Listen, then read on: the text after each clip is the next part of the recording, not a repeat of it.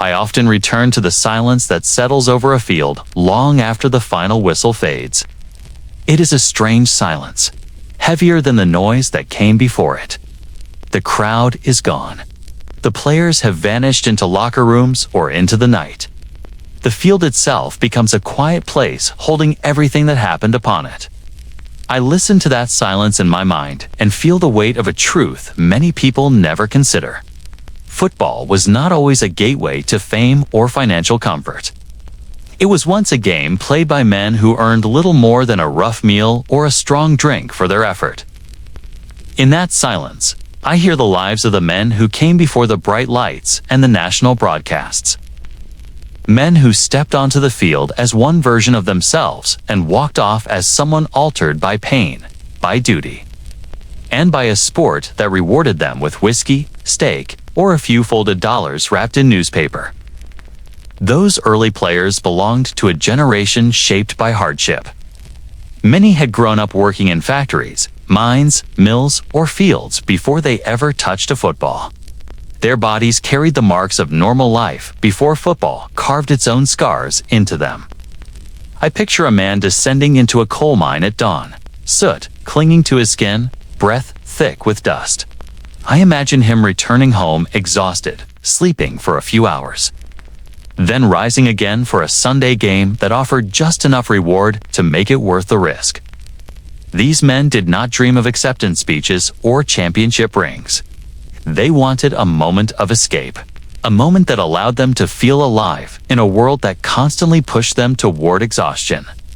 I have seen the old photographs. The men rarely smile. Their faces look hardened by wind and labor. Their eyes seem older than their ages. These were not athletes groomed for stardom.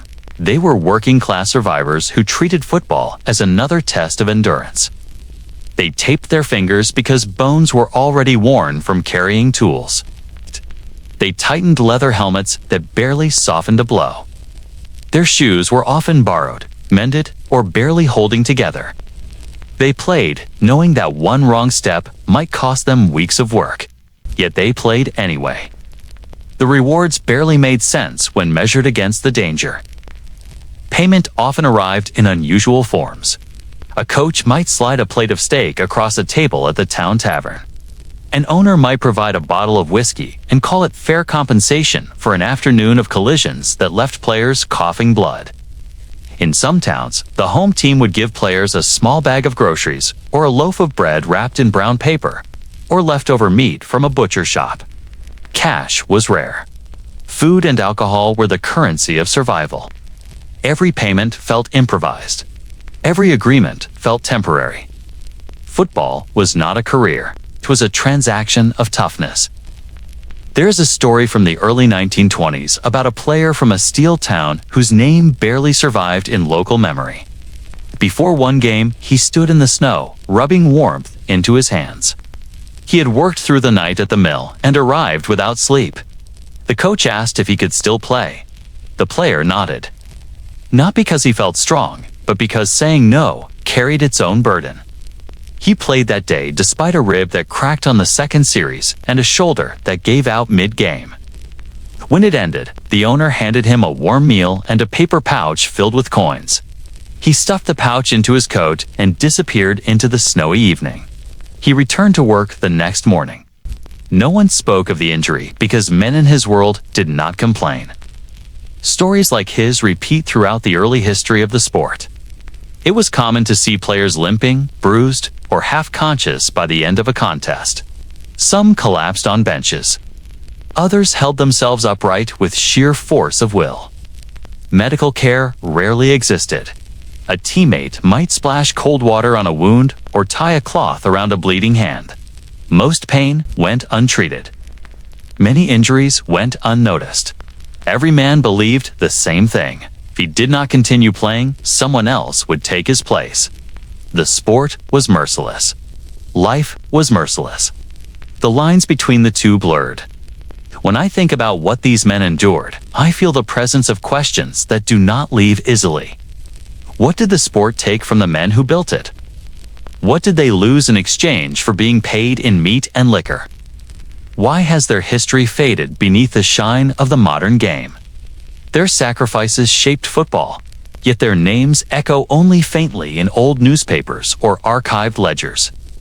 The truth is that football was born on the backs of people who rarely received anything in return. They played because something inside them refused to yield. I reflect on how a man must have felt walking home from a game that left him battered. The cold night air settling onto fresh bruises. The warmth of whiskey dulling the pain just enough to keep him moving. A paper bundle of food tucked under his arm. Perhaps he thought of his children as he crossed a dark street. Perhaps he worried about how long his body could withstand another season. Perhaps he felt pride because for a brief moment he was not only a laborer or a forgotten worker. He was part of something that made him feel seen. There was a quiet transformation that happened to these men. Each time they stepped onto the field, they played with an awareness that the person they were at kickoff might not be the person they were afterward. Some lost pieces of themselves they never regained. A numb hand, a stiff leg, a fog that settled in their memories. Pain that never left their ribs. They accepted these changes with a kind of stoic resignation. Change became part of the cost of the game. Cost became part of the identity of anyone who played football in that era. Modern fans rarely consider how a sport so celebrated today emerged from conditions so unforgiving. It is easy to picture flowing jerseys, clear turf, roaring stadiums, and polished broadcasts. It is harder to imagine muddy fields behind factories, makeshift goalposts, and crowds of workers who gathered simply to witness a momentary break from ordinary life. Yet those early scenes created the template for everything football eventually became. Football was not glamorous then. It was raw, unpolished, and dangerous. It was a test of resolve in a chaotic world where men needed something to fight for.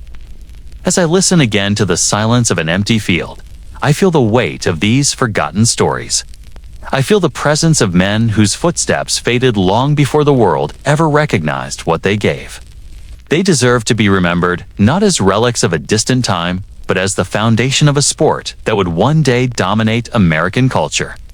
They deserve to have their sacrifices acknowledged. They deserve to have their truth spoken clearly. Their journey started in places where survival overshadowed ambition. Their rewards came in forms that reflected the hardship of their lives. Their legacy is carried not through fame, but through the enduring spirit of football itself. Every modern game contains traces of those early struggles. Every cheer rests on a history built by men who never heard applause loud enough to honor what they endured. Tonight, we enter their world. We step into a past shaped by hunger, grit, and resilience. We open the door to lives that remain largely invisible beneath the shining surface of the present. Their story is the beginning of the sport's true history. It is a history forged by men who played for reasons deeper than wealth or recognition. It is a history that deserves to be told with honesty. And it begins here, in the silence that holds everything they gave.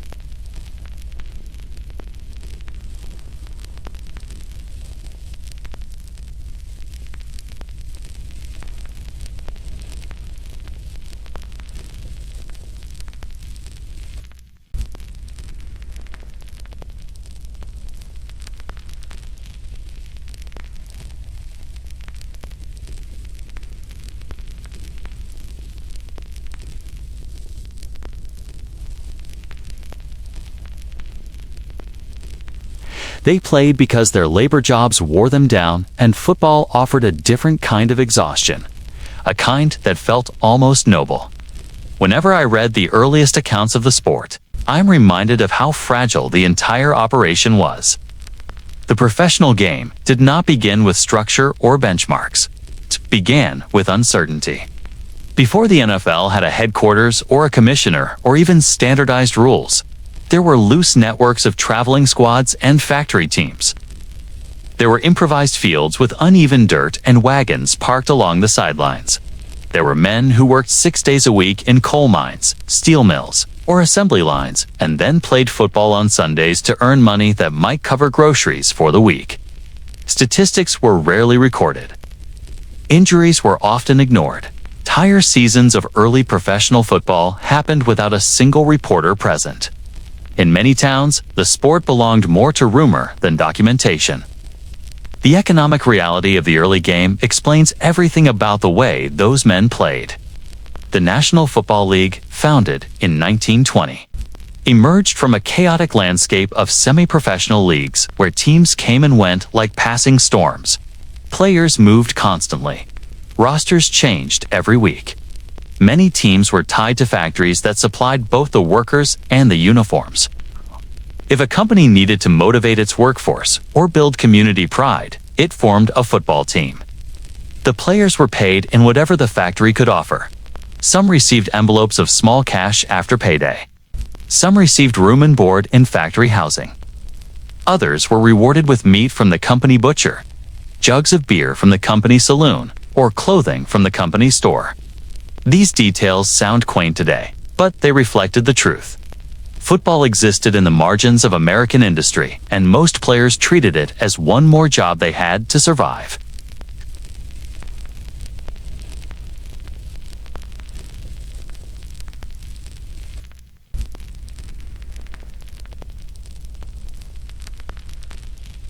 Another journalist observed that many players walked directly off the field and into their factory shifts because there was no time to rest.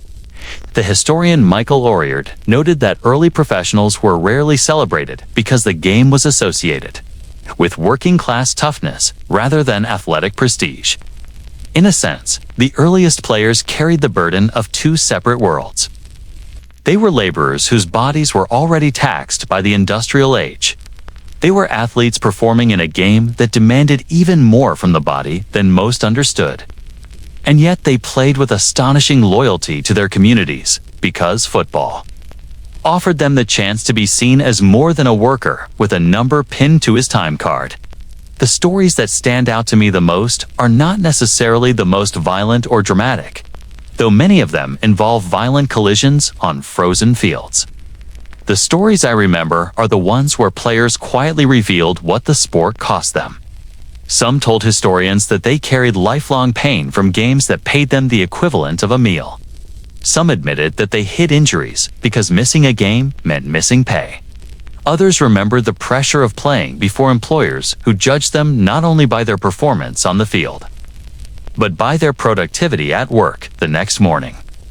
One former player in Ohio confessed that he played with cracked ribs for 3 straight weeks because the factory needed victories to promote its new line of equipment. That confession told me everything I needed to know about the early game. Men played because they had to. They accepted whatever payment was offered because they had no leverage. Their injuries were never worth enough to be documented. Their sacrifices were swallowed by time. When modern audiences look at the NFL today, they see a billion-dollar industry with world-class training, medical staffs, and global visibility. They see players who sign contracts that change their lives. Yet none of this can be understood without acknowledging the men who came before. The league was built on the backs of men who never saw fame and never felt stability. Their stories remain buried under glamorous narratives of modern success. For decades, the sport pretended that its origins were simply rugged rather than desperate. But desperation shaped the early professional game. The men who stepped onto those uneven fields did not walk onto the grass as future stars. They walked on as men trying to survive the era they lived in. They walked off as men transformed by pain, exhaustion, and the sobering truth that football offered no promises. The contrast between that world and the one we watch today is staggering. The modern game is polished, organized, and backed by immense financial systems. But its foundation lies in the chaos of sandlot fields and makeshift stadiums.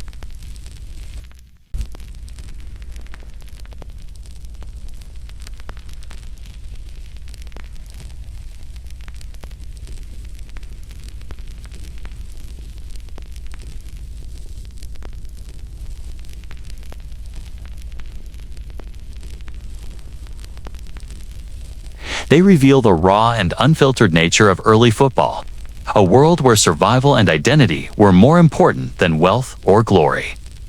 Each batch of this documentary will explore one dimension of that forgotten world. We will look at the economics that shaped early teams. We will examine the physical consequences suffered by the men who played. We will follow the rise of factory-sponsored teams and understand how corporations used football to control and inspire their workers.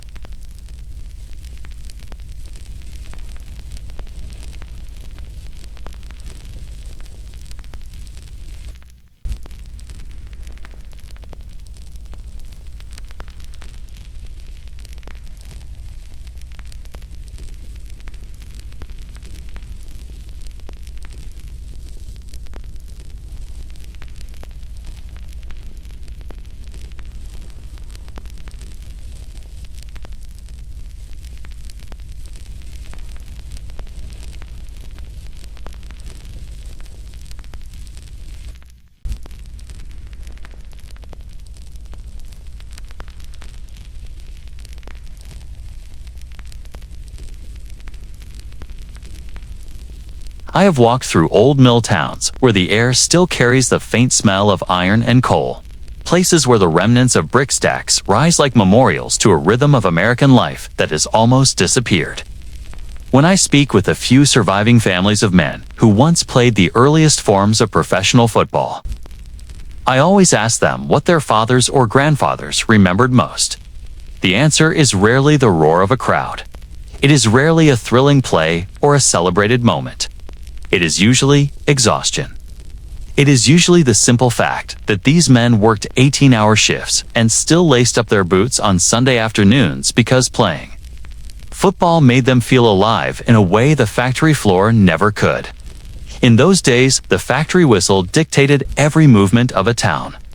Mill workers rose before dawn and walked through streets illuminated only by the faint orange of furnace light. Miners descended beneath the earth before the sun crested the hills. Steelworkers endured heat that scorched the air around them. Their days were defined by danger and repetition. When the shift ended, their bodies were drained of energy, but filled with an unspoken understanding that another day would come just like the one before. It was in that world that football became something more than a pastime. It became an escape. It became a gathering place for men who wanted to feel control over something, even if only for an hour or two. Factory teams were born from the logic of the era. Owners wanted loyalty from their workers. Towns wanted a sense of pride. Churches wanted something to rally their young men around. The game answered all these needs at once. On Sundays, the same men who battled machinery and elements all week turned into players wearing heavy wool uniforms and leather helmets that offered almost no protection. Their hands were often cut or burned from work. Their bodies carried bruises from hauling iron or shoveling coal. Yet they arrived to those makeshift fields with a determination that seemed almost defiant. When I look back through the faded photographs that remain, I see groups of men standing shoulder to shoulder with expressions carved by work and weather. Their faces do not show the kind of intensity seen in modern athletes. They show resolve. They show the calm steadiness of men who understood hardship as a daily companion. Behind them stood factories and rail lines. In front of them stood the open dirt fields where their towns would soon gather. These players were not paid with salaries or endorsements. They were compensated with meals, lodging, factory store credits, and the unspoken honor of representing their community. Yet they played with a seriousness that rivaled any modern competitor. The towns themselves lived through the performance of these teams. In places where every family had someone working in the mill or the mine, the Sunday game was the closest thing citizens had to a communal heartbeat. It offered recognition in a country where small industrial towns often disappeared beneath the shadows cast by larger cities. When a factory team won, the entire community felt as though it had momentarily risen above its struggles. When a team lost, workers carried the disappointment into the next morning's shift with a heaviness that no one needed to articulate. Football was not entertainment, it was identity. Some of the earliest accounts describe scenes that feel almost mythic now. Mill workers gathered at dawn to watch their teammates warm up. Children lined the field boundaries because there were no fences or bleachers. Women carried blankets and baskets of food to share after the final whistle. The referee was often a foreman or a local businessman. The ball was patched and repatched with whatever materials were available. The field markings were hand-drawn, and sometimes the game simply continued until the sun set behind the foundry. In that rugged simplicity was a purity the modern game can no longer access. The match was not about spectacle.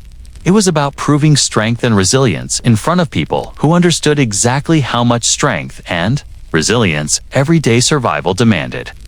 When I speak with historians who specialize in early industrial America, they say the same thing. These factory teams were not just athletic groups. They were expressions of collective spirit. They were the reflection of a nation trying to find unity through grit. Many towns built their entire identity around these brutal Sunday games. A victory was a declaration of toughness. A loss was a lesson in humility.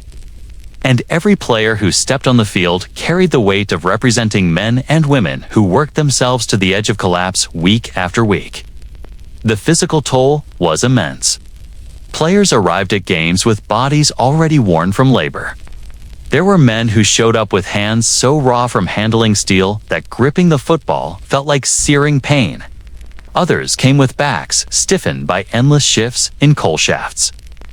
Many played with ribs wrapped in cloth or ankles swollen from accidents on the job. They had no trainers, no medical staff, no protective culture around injury. They had only pride and necessity. Sitting out was never an option. Every man knew that participation earned favor with factory leadership. And every man knew that letting the team down felt like letting the entire town down. One of the most powerful stories I encountered came from a family in western Pennsylvania. Their grandfather played for a steel mill team in the early 1920s. After 18-hour shifts, he would walk straight from the factory floor to the field, still covered in soot. He once broke his collarbone during a game, but refused to leave because the team had no substitute. His granddaughter told me he carried the injury for the rest of his life. What haunted her the most was not the injury itself, but the matter-of-fact way he described it. He said that compared to the mill, the fracture felt almost familiar. The factory had already taught him how to ignore pain. Another story came from a former coal town where an elderly resident remembered how the entire community turned silent when their team prepared for rivalry games. The miners treated those contests as battles of pride. They believed that defeating a neighboring town meant proving that their own workers were the toughest men in the region. The games sometimes erupted into brawls. Fights broke out not just between players, but among spectators whose loyalties ran deep. These were not rowdy disruptions. They were expressions of fierce identity. Expressions of a world where physical dominance shaped self-worth. As I explored these narratives, I realized something essential. The factory teams built early football not because they wanted entertainment, but because they needed meaning. Work was repetitive. Life was precarious. Injuries at the factory could end a man's livelihood overnight. Football offered a temporary escape from that fear. For a brief moment each week, men who spent their lives bent under the weight of machinery could stand tall in front of cheering neighbors. It was the rare space where their strength was celebrated instead of consumed. The communities surrounding these teams understood this on a level that feels almost spiritual. Games were treated as gatherings of endurance and shared struggle. Children grew up idolizing players who never made headlines. Wives and mothers supported men who risked further injury because the game gave them pride. Factory owners, often driven by self-interest, promoted these teams because they unified workforces and boosted production. Yet even this uneasy alliance between management and labor exposed something deeper about the era. Football became the place where class boundaries temporarily softened. On the field, every man was equal. Every hit carried meaning. Every yard gained was a small act of defiance against a world that demanded obedience. Looking back now, I can see how these factory teams shaped the NFL's earliest identity. They introduced the idea that the game belonged to tough men who had known real hardship. They created a culture in which sacrifice was expected and injury was merely part of the journey. That culture would later fuel the league's mythology. But it was born from the daily struggles of mill workers, miners, and steel workers who played with pride rather than compensation. Their legacy remains hidden beneath the polished exterior of the modern sport. But if you walk through those old towns and listen closely, you can still hear the faint echoes of their games carried on the wind. You can still feel the pride that once surged through communities every Sunday afternoon. And you can still sense the weight of the men who built the game with their bodies, their labor, and their unspoken resolve. There is a moment in every historical investigation when the truth stops feeling like research and starts feeling like revelation. For me, that moment came when I first understood the degree to which alcohol served as currency in early football. I had always known the stories. I had heard whispers of players receiving bottles instead of paychecks and of celebrations that blurred into obligations. But it was not until I read through archived correspondence between team owners and local tavern operators that the picture became fully clear. Football in its earliest industrial form was intertwined with alcohol in a way that shaped not only the sport but the lives of the men who played it. When I speak to descendants of early athletes, they often laugh softly when recalling how their fathers or grandfathers were paid.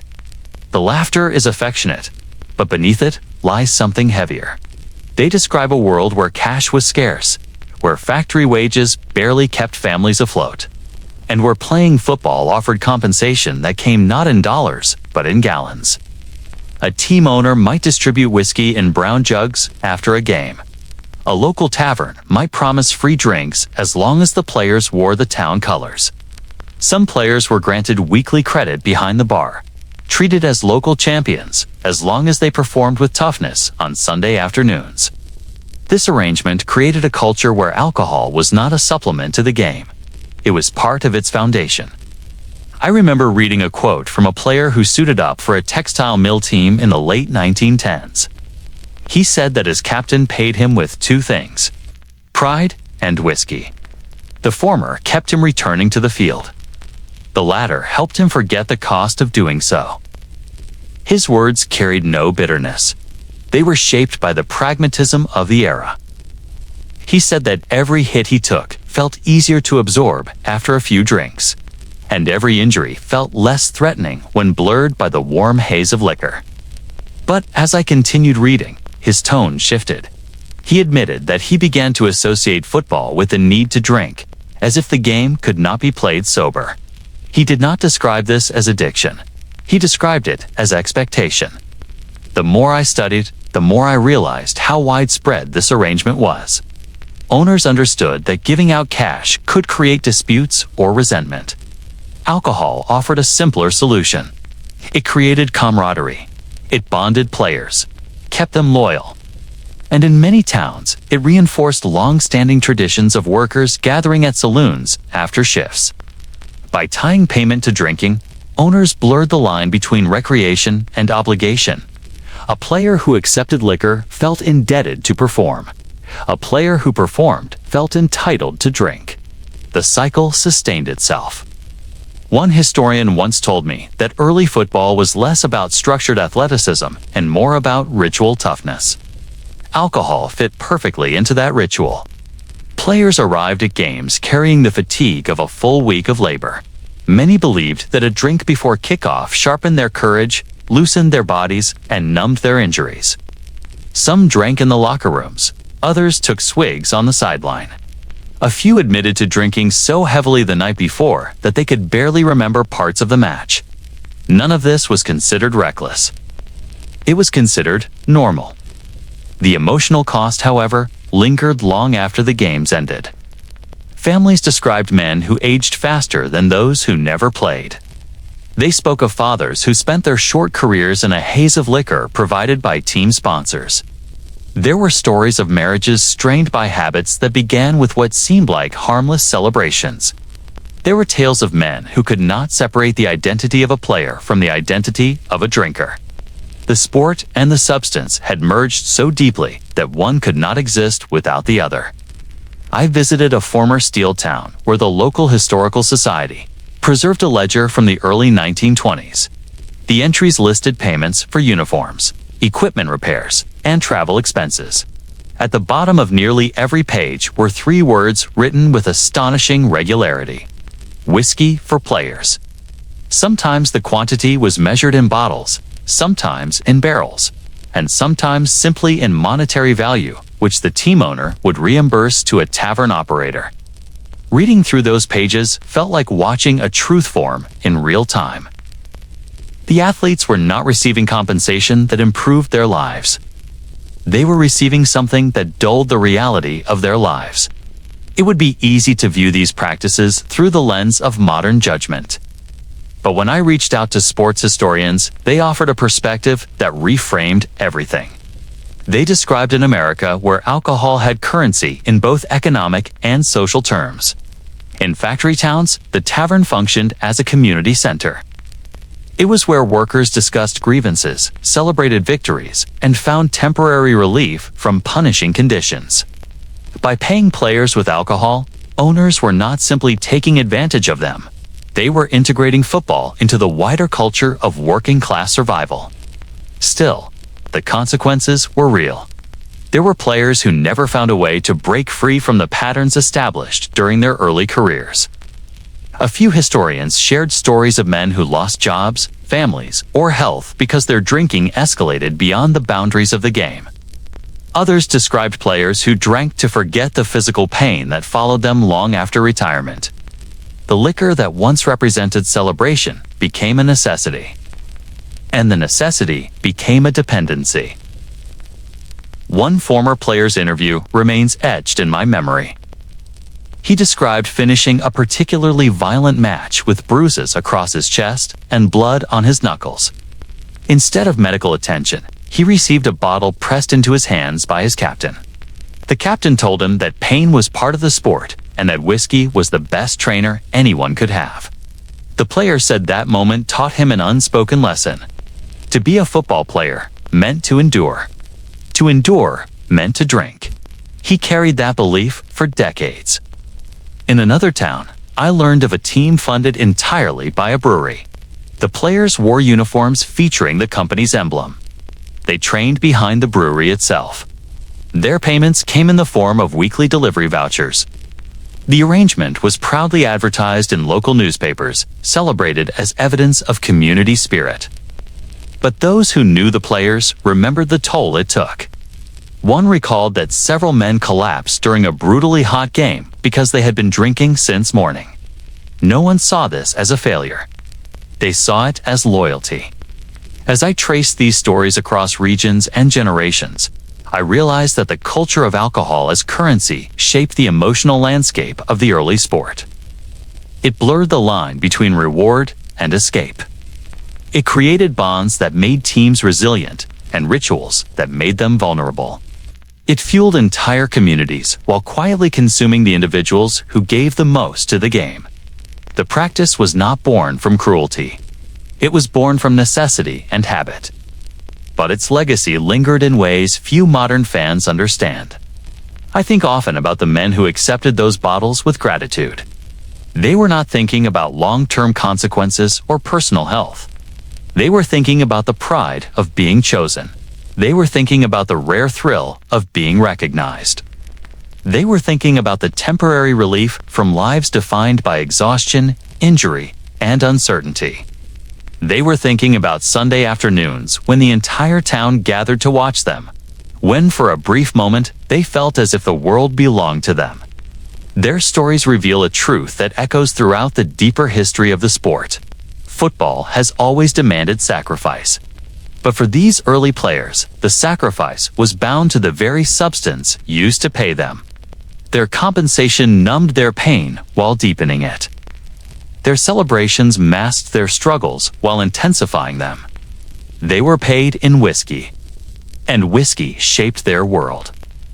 There is a quiet dignity in the way older families speak about the generations that came before them, especially the ones who played football in the era when food served as payment.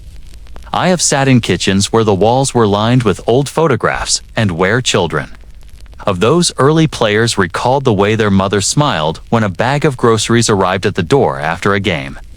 These were not luxuries, they were necessities. And for many families, the food that came from football meant the difference between hunger and survival. The steak economy, as some historians call it, may sound almost mythic today. But it was real, common, and deeply woven into the identity of early working-class football. In towns where wages barely covered rent, food served as currency more reliable than cash. Meat was expensive. Produce fluctuated with the seasons. Bread and milk could strain weekly budgets. When a player received a steak dinner after a hard-fought game, it was not simply a reward. It was a form of economic stability. And when a team owner offered groceries as a signing bonus, he was not being generous. He was participating in an unwritten system that kept both player and community alive. I remember interviewing a grandson whose grandfather played for a lumber mill squad in the early 1920s. The grandson told me that the team contract was nothing more than a handshake and a promise that each game would come with a full meal. His grandfather would finish a shift, hauling timber, walk directly to the field, play through injuries, and then sit with his teammates around long wooden tables where the menu rarely changed. Steak, potatoes, bread, and black coffee. It was simple, but nourishing. It fed men who had spent the week burning calories faster than they could replace them. And it fed families who depended on whatever leftovers the players brought home wrapped in butcher paper. One story stayed with me for its clarity. A former player from a factory town in Ohio described how the team captain always walked home after games with a burlap sack, filled with whatever the butcher shop had prepared as payment. Sometimes it was beef. Sometimes it was pork. Other times, it was a mix of dried goods and fresh vegetables. The player remembered his youngest sister running to the door at the sound of his footsteps because she knew the bag meant food for the week. He said the feeling of handing that sack to his mother was worth more than any paycheck he could have received. It made him feel like he had contributed something meaningful. The economics of the period explained why this system existed.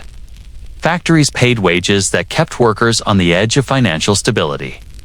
Mines offered salaries that looked acceptable on paper but disappeared quickly into rent, coal rationing, medical expenses, and school supplies. Football teams understood these pressures. In many cases, team owners were also business owners who saw the sport as a way to keep workers loyal and motivated. By offering food instead of cash, they provided something essential without disrupting their own profit margins. The arrangement worked because it benefited both sides. Players needed nourishment. Owners needed players. But it was not only necessity that made food payments so common. It was culture. In working-class communities, sharing meals symbolized unity. A steak dinner after a game became a ritual of belonging. Players sat together, ate together, and rebuilt their strength for the week ahead. The ritual reinforced brotherhood. It reminded them that they were not alone in their struggles. And in households where scarcity was familiar, even a single meal carried immense emotional weight. I visited a family who kept a handwritten ledger from the 1930s. The pages documented every grocery delivery provided to their father for his participation in a local textile mill team. Each entry included items such as flour, potatoes, eggs, and cuts of meat. Reading those lists felt like stepping into a world where football existed, not for entertainment, but for sustenance. The eldest daughter in the family recalled how she and her siblings always knew when their father had played well, because there would be extra food in the house. She told me that her father rarely spoke of touchdowns or tackles. He spoke of the meals his performance had earned. Food became a measure of success.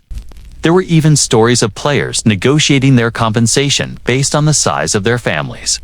One man with 6 children arranged to receive weekly baskets of produce as long as he remained healthy enough to play. Another negotiated for fresh milk from a local dairy. These agreements were respected because they reflected the realities of the time. A player's strength depended on nutrition. A family's survival depended on steady access to food. Football created an exchange where both needs could be met simultaneously. But the stake economy had its darker side. For many players, food payments served as reminders that their efforts were undervalued. They risked injury, long-term damage, and the possibility of losing their factory jobs if they were hurt too seriously. Yet the compensation rarely reflected the physical toll. A man could break a rib and still receive nothing more than a meal. He could dislocate a shoulder and still be handed a plate of steak with the expectation that he would return the following Sunday. The reward did not match the sacrifice, but the men accepted the imbalance because they had little choice. Some families described how players felt ashamed when the groceries stopped coming during periods of injury or illness. One daughter remembered her father sitting silently at the kitchen table after missing a game because of a back injury. The following week, the family received no food delivery. She said she never forgot the expression on his face. It was not disappointment in the team, it was fear. Without the groceries, their weekly budget collapsed. Football had become a lifeline, and losing it meant returning to a state of uncertainty. The emotional pressure on players was immense. For men already stretched thin by labor, the knowledge that their families depended on their performance added an invisible weight to every game. Missing a tackle meant more than failure on the field. It meant the possibility of empty shelves at home. Completing a crucial play meant more than pride. It meant nourishment for children. The stakes extended far beyond sport. I once read an account from a sports writer who covered local teams in the 1920s. He described players walking into butcher shops after hard-fought games. Their bodies still bruised and their clothes still dirty from the field. The butcher greeted them warmly and handed them their payment for the week. The players accepted the packages with a sense of gratitude that was almost reverential. The sports writer said the exchange reminded him of a sacred ritual. It symbolized respect for the effort and suffering that went into each performance. When I retraced his steps decades later, I found the same butcher shop, now converted into a small museum dedicated to the town's history. Inside one display case sat several faded menus and meal tickets used by players. They were simple pieces of paper, fragile from age, but they represented the core of the stake economy. They were the proof that football once existed, not for accolades, but for nourishment. The practice of paying players with food faded as the sport became more formalized and as wages slowly improved. But its legacy remains embedded in the stories passed down from families who lived through it. They remember the way football brought meals to their tables. They remember the way players balanced pride with necessity. And they remember how food became the bridge between sacrifice and survival. The stake economy reveals something fundamental about early football. The sport was not just a physical challenge. It was an economic lifeline. It fed communities that worked themselves to the edge of exhaustion. It provided moments of relief in lives defined by scarcity. And it forged bonds between players, families, and towns that still echo through the generations. As I listen to these stories, I understand that football in those early years was far more than a game. It was sustenance in every sense of the word. It provided strength, unity, and hope. And for many families, it provided dinner. I have spent years studying the men who played in the leather helmet era, and every time I revisit their stories, I am struck by how quietly they accepted what we would now consider unthinkable. When people today look at those old photographs, they often admire the simplicity of the uniforms or the nostalgic charm of the equipment. What they rarely understand is that those helmets and pads offered almost no genuine protection. The men who wore them stepped onto fields knowing that their bodies were one collision away from injury. Yet, they continued to play with a sense of duty and resilience that defies modern comprehension. When I speak about the leather helmet survivors, I am not referring to famous figures. I am talking about the ordinary mill workers, miners, farmers, and factory boys who treated the game as an extension of their labor. They accepted pain as part of life long before they entered a football field. Their helmets were little more than stitched leather molded into a crude shell. Their shoulder guards were thin layers of padding sewn into fabric. Their cleats were heavy boots that provided traction but no comfort. Everything they wore was built for practicality rather than safety. One former player described the leather helmet as something that felt soft where it needed to be hard and stiff where it needed to be flexible. It absorbed sweat more easily than it absorbed impact. After a few hits, it would become slippery, and after a few weeks, it would begin to tear. Players often repaired their own helmets, tightening the laces and reinforcing the stitching with whatever material they could find. It was common for teammates to share equipment when resources were scarce. A helmet might pass through several sets of hands before the season ended, each new owner adding his own damage to the already battered shell. In that environment, concussions were not recognized as injuries. They were treated as minor inconveniences or moments of temporary confusion. I recall reading an interview with a player who said he had been knocked unconscious so many times that he eventually stopped mentioning it to his captain. He said that standing up after blacking out felt like waking from a brief nap. He expected the ringing in his ears. He expected the blur in his vision. He expected his teammates to pull him upright and push him back into formation. The routine was familiar. The danger was ignored. Rib fractures were equally common.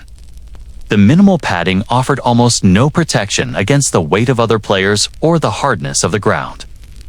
Many players wrapped their ribs tightly with cloth before every game, fully aware that bruising would follow every collision. One man once said that taking a deep breath on Monday felt like punishment for the hits he absorbed on Sunday.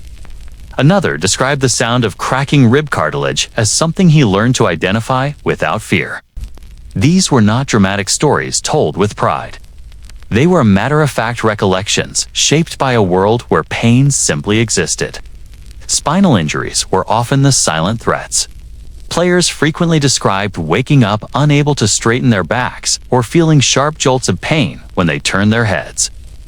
A doctor in a coal town once documented the condition of several local players who had developed early signs of spinal compression. He warned them that continued participation could lead to permanent damage. They ignored him. Football offered them community, recognition, and a sense of identity that exceeded the risks they faced. In their minds, a strained or damaged spine was no worse than the injuries they endured in their daily labor. When I interviewed families of these players, they often spoke about the long-term effects. One grandson told me that his grandfather never complained as he aged, but his stiffness became so severe that he had difficulty bending to tie his shoes. Another family recalled how their father could predict changes in weather based on the pain in his back or joints. They said he laughed about it, insisting that it was simply part of the life he had lived.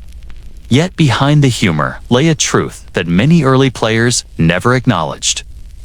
Their bodies absorbed the punishment of a sport that provided pride but rarely provided protection. I spent time studying medical records from the early 20th century, and I found repeated descriptions of injuries that were written off as minor sprains or bruises. even when the symptoms suggested more serious conditions. Doctors of the era viewed football injuries through the same lens as labor injuries. Pain was treated as a temporary obstacle. Men were expected to return to work quickly, and they carried that same expectation onto the field. As a result, the long-term health of players went largely unexamined until decades later, when the consequences became impossible to ignore.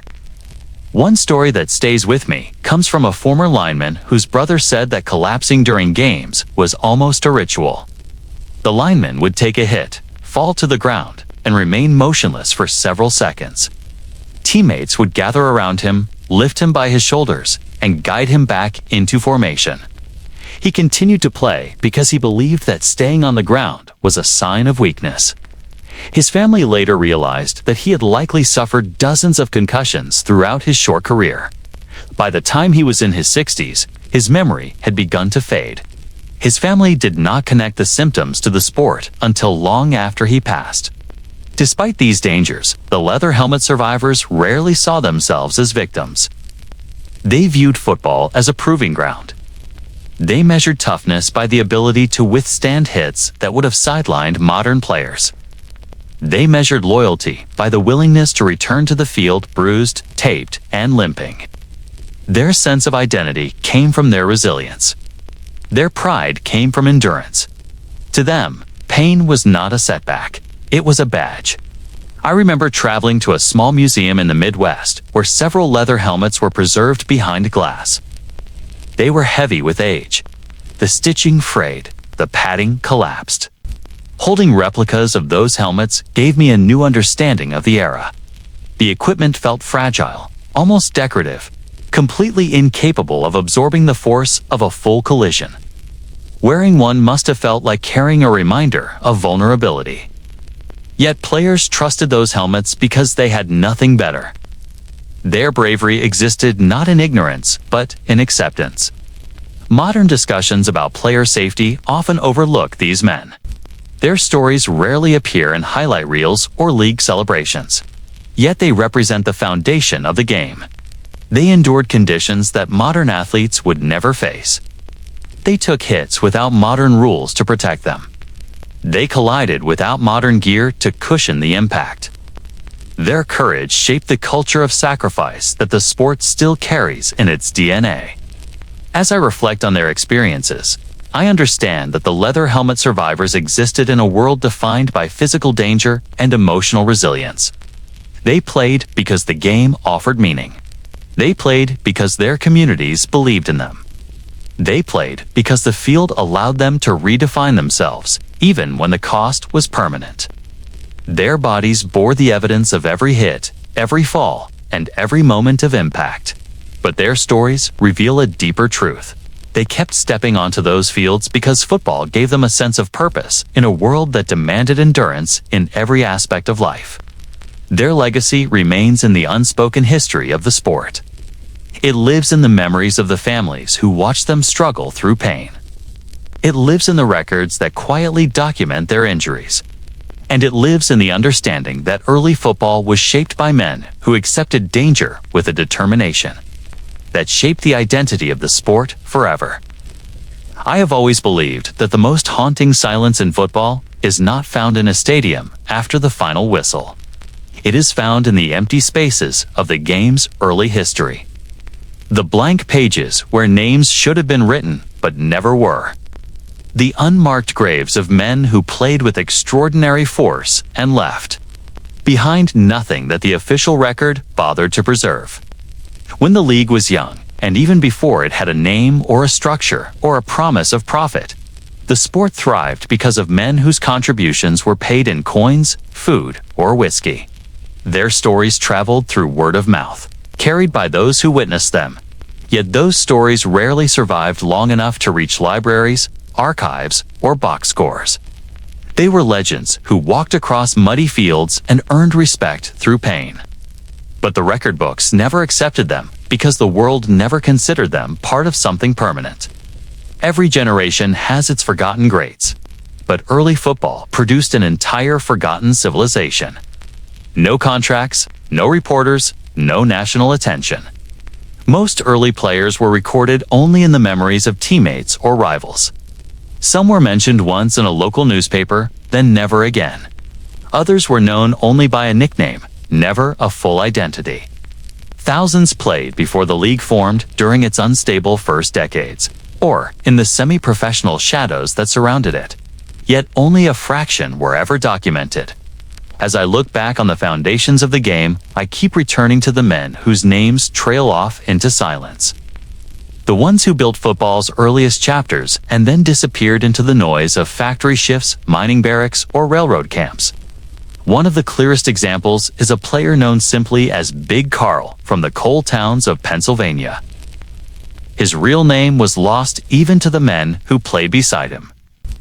Stories describe him as a towering figure who could run through an entire line without slowing. In a region where semi-pro teams formed and folded within months, Carl played wherever the pay was better, and the pay was almost always under the table. Sometimes he earned a few dollars.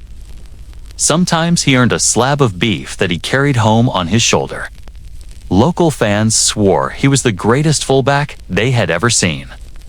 But he was never recorded because the teams he played for were never official.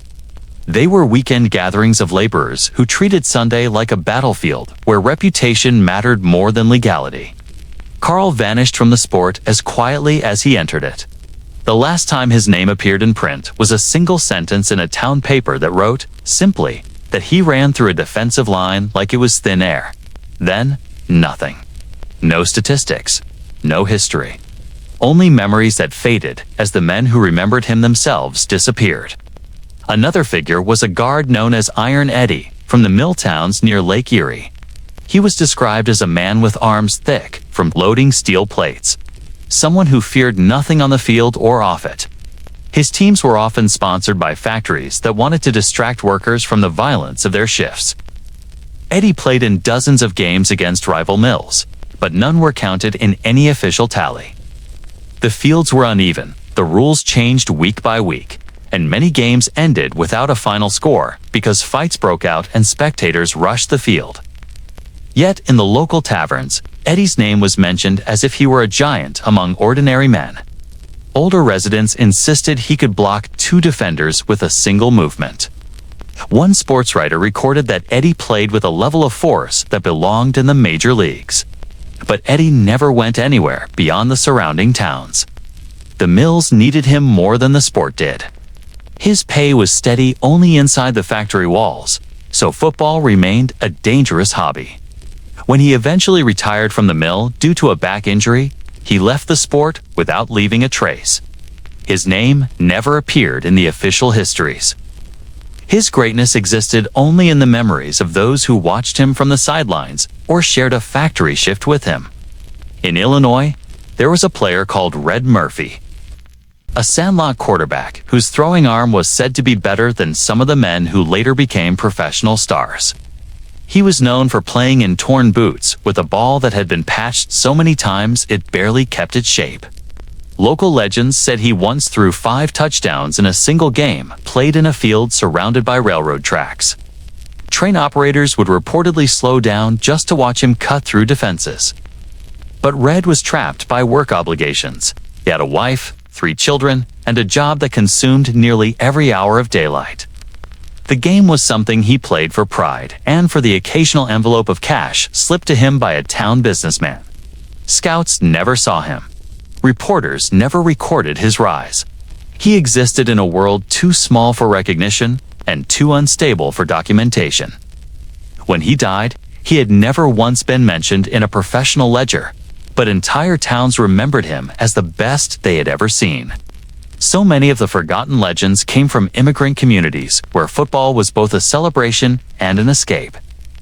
In the early 20th century, steel towns across Ohio and Pennsylvania saw teams form in neighborhoods divided by nationality.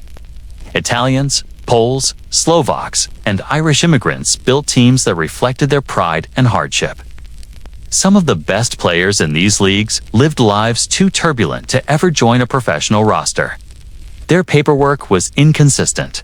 Their jobs were demanding. Their financial security was fragile. A man might dominate a season, then leave the country for family obligations or take a job in a different state with no way to continue playing.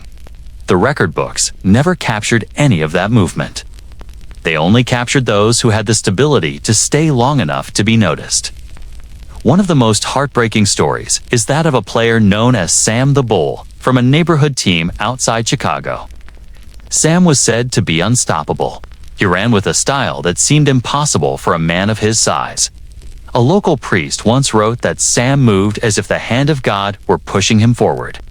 Yet Sam disappeared from football entirely after suffering a fractured leg during a game that had no medical staff, no financial protection, and no plan for recovery.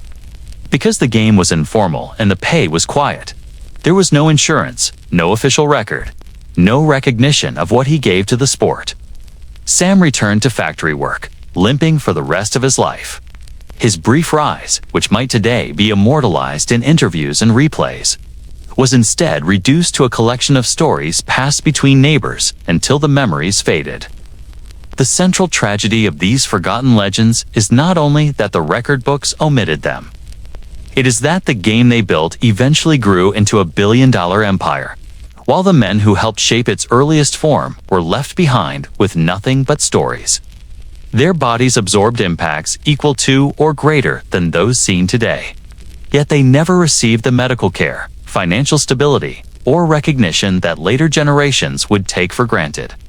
They played in eras defined by scarcity, working-class desperation, and physical labor that demanded everything from them before they even stepped onto a field. To them, football was a brief escape, a moment where they could feel powerful in a world that often stripped them of agency.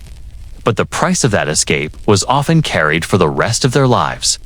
The silence around these men is not empty. It is a reminder that history often remembers only the stories that were written down, not the ones that were lived.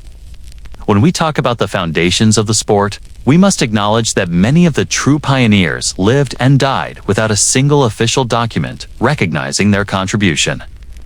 Their greatness was real, even if it was never recorded. Their legends lived in the breath of those who watched them, even if they never lived in the pages of a book. This documentary journey is about giving those men a voice they never had, even if their names are incomplete or gone. The forgotten legends may never appear in the official archives, but their impact on the game was undeniable. They were the unnamed pillars of a sport that would one day grow far beyond the boundaries of the fields they once played on. I have often wondered what a human life was worth in the earliest years of football. Not in poetic terms, but in real financial measurement. What did a broken finger cost? What did a torn ligament cost? What value did a community place on the men who staggered off muddy fields with cracked ribs and ringing skulls? When you look back at those early decades, the math forces you to confront a truth that is as unsettling as anything in the history of American sport. The economics of pain did not simply undervalue players. It erased them. Their bodies were treated as resources that could be spent, consumed, and replaced with no long-term consideration. Their compensation rarely matched the damage they endured. Yet they kept showing up because the sport offered something they could not find in the poverty or the monotony of their daily lives. In the earliest professional years, before there were national audiences, before there were stable salaries, and before coaches became names in history books, most players earned less in a season than a modern fan might spend on a single trip to a game. In the 19-teens and early 1920s, players in many small leagues earned between $2 and $20 per game. $2 might not sound like much even in that era, and it was not. Adjusted for the cost of living at the time, it could buy a few meals or cover rent for part of a week. Meanwhile, the physical price they paid lingered for years. Some players received slightly more when a wealthy businessman in town sponsored the team, but the difference was marginal. A handful of dollars for the chance to endure collisions that left men unable to sleep through the night. The inequality became even clearer in factory-sponsored leagues. A steel mill team might reward players with an extra dollar in their weekly paycheck, or provide a bag of groceries that helped feed their families. A coal town team might offer players a small credit at the company store. These were practical benefits for men trying to survive on low wages, but the hidden cost was substantial. Every game increased the risk of losing the primary source of income that supported their households. A fractured wrist could mean weeks away from work, and weeks away from work often meant debt, eviction, or hunger. Yet the workers still lined up because football gave them something the mill never could. It gave them a chance to feel alive. Even in the earliest years of the official National Football League, the financial reality was bleak. Many teams operated on razor-thin budgets. Owners struggled to pay travel costs, uniforms, and basic field maintenance. Salaries reflected that instability. In the mid-1920s, a typical player earned between $50 and $100 per game if he was fortunate enough to make an NFL roster. That money sounded respectable in newspapers, but it was rarely steady. Players were often paid only if the team survived the season without folding or defaulting. Some teams delayed payments for weeks. Others paid in installments that never fully arrived. The financial risk fell squarely on the players, not the owners. Meanwhile, injuries carried a fixed price.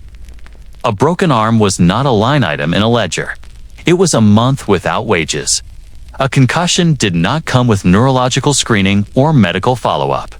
It came with headaches that lasted for weeks, and a supervisor who told the injured worker to return to the line as soon as he could lift his tools. A torn knee ended not only a season, but a career in the factories or on the railroads. Men accepted injuries as the cost of participating in something that gave them dignity, even though that cost often destroyed the very foundation of their lives. In many towns, football became an unofficial system of labor control. Factory owners encouraged teams because they believed the sport toughened their workers and kept them loyal to the company. The economics were simple. A tough worker produced more steel or more coal. A loyal worker was less likely to protest dangerous conditions or demand higher wages. Football reinforced both qualities. The problem was that the workers paid the physical price while the factory reaped the profit. The team might be rewarded with a celebratory meal, a crate of beer, or a handshake from the foreman, but none of that compensated for the injuries that accumulated year after year. The racial economics of early football were even more troubling. Black players, Native American players, and immigrant players often earned less for the same risks. Historians have documented cases in which African American players were paid half the rate of their white teammates. Native American players from boarding school programs were routinely underpaid and overworked. Immigrant teams formed around ethnic neighborhoods often received no pay at all. Their entire compensation consisted of community pride and the hope that the team's success might draw positive attention to their community in a country that viewed many of them as outsiders. The economics of pain extended into the way injuries were treated, not only financially, but socially. Suffering was expected. Toughness was required. A player who took himself out of a game due to pain risked being labeled unreliable. Gatherings after games often centered around stories of men insisting they were fine even as they vomited from concussions or struggled to breathe through rib damage. In that era, injury was neither a medical condition nor a strategic setback. It was a test of character. Anyone who sought rest or treatment was told to walk it off. That mentality created a culture where pain became currency. The more you absorbed, the more respect you earned. Yet respect did not pay bills, and it did not heal bones. Some early stars who later became Hall of Fame figures spoke candidly in later years about how little they understood the long-term effects of their injuries. One early player remarked in an interview decades later that he felt the game had collected a debt from him that he could never repay. Another player confessed that he never felt financially secure despite playing for some of the most recognized teams of the era. Even those who earned the best available wages still struggled with instability. Contracts were often week to week. The threat of replacement was constant. A single bad game could end a career without warning. This financial fragility created a strange dynamic.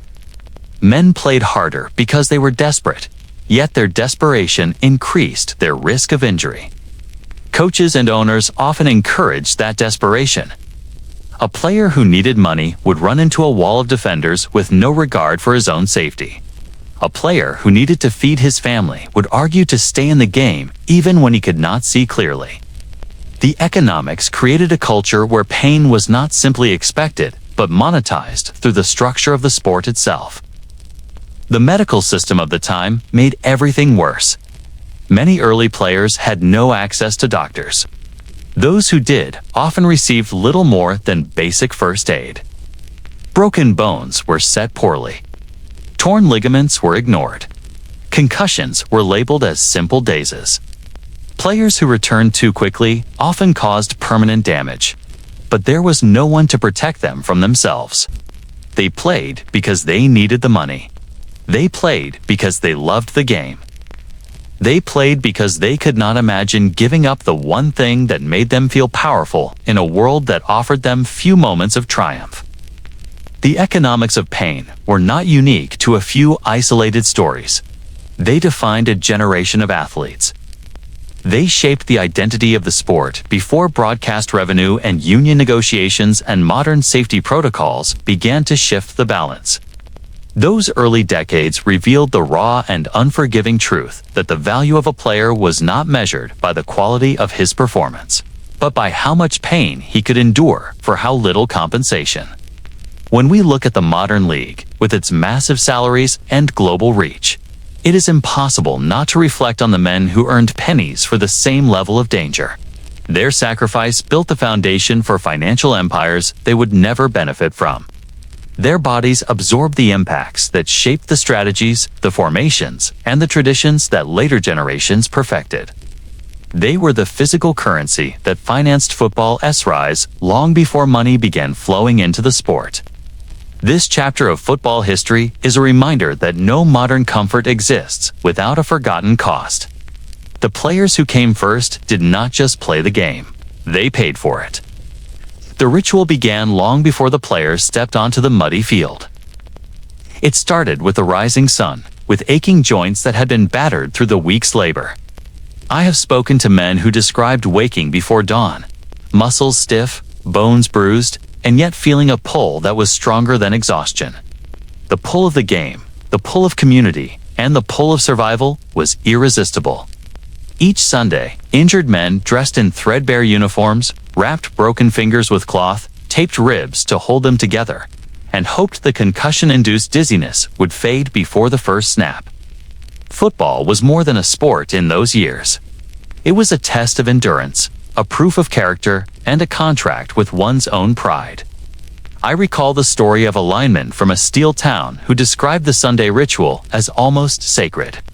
During the week, he labored in furnaces and workshops, his hands raw, his back stiff with repetitive motion. By Saturday, he could barely lift his arms. Yet, when Sunday arrived, he would lace up cleats, wrap his shoulders in leather pads that offered minimal protection, and take the field because it was expected, because the men around him expected it, because he expected it of himself. His injuries were not an excuse. They were a challenge. He referred to them in his interview as a currency of respect. Each bruise, each fracture, each ache was a deposit in the ledger of toughness. Missing a game was equivalent to failure, not only on the field, but in life. Broken fingers were perhaps the most common visible injuries. Players described taping them to neighboring fingers, reinforcing them with scraps of cloth or even small pieces of wood. The hands were instruments in a brutal orchestration, yet the cost of damage was more than personal. One quarterback told me that gripping a ball with a fractured finger required mental recalibration and sheer force of will. Every snap threatened pain that shot through his arm, but stepping back from the field meant failing his team, disappointing his community, and for some, losing the minimal compensation that accompanied a win. The ritual demanded that players reconcile the immediate agony with the symbolic significance of their presence. Cracked ribs carried their own story. I spoke to a fullback whose torso bore the evidence of dozens of collisions. He said that during games, he learned to breathe in ways that minimized pain, to move in ways that distribute an impact, and to stay upright at all costs. Every tackle was a negotiation with his own body. Yet the cultural expectation was clear. To leave the field or play tentatively was to betray an unspoken contract. Fathers, brothers, and neighbors watched. They expected resilience. They expected men to embody the same toughness that life had required off the field. Pain was not an interruption. Pain was part of the ceremony. Concussions were perhaps the most insidious of all. In an era before recognition of neurological consequences, players describe moments of confusion as temporary lapses. One lineman recalled colliding head-on with a rival and briefly seeing the sky tilt before him. He rose to his feet with ringing in his ears, dizziness in his vision, and a nausea that would last for hours. Yet there was no consideration for rest, no medical protocol, and rarely any empathy. Teammates would shake him, the captain would nod, and he would take his place on the line. The ritual of the Sunday game demanded that the mind and body conform to a shared standard: resilience at all costs. He returned because to fail was unacceptable, because the collective expectation outweighed personal well-being, because the game itself had become a liturgy of endurance. I visited a family whose patriarch had played through a career of injuries that today would have mandated weeks of rehabilitation. The children described Sundays as times of anxiety and admiration. They watched their father step onto the field with swelling around his eyes, a torn ligament in his knee, and a rib brace that did little more than remind him of pain. Yet he would return after every hit, after every tackle, after every moment of near collapse. They remembered the sound of cleats in mud, the laughter of teammates masking agony, and the silent communication that injury was no excuse. To them, and to him, the ritual carried meaning beyond the scoreboard. It carried identity, belonging, and proof of courage.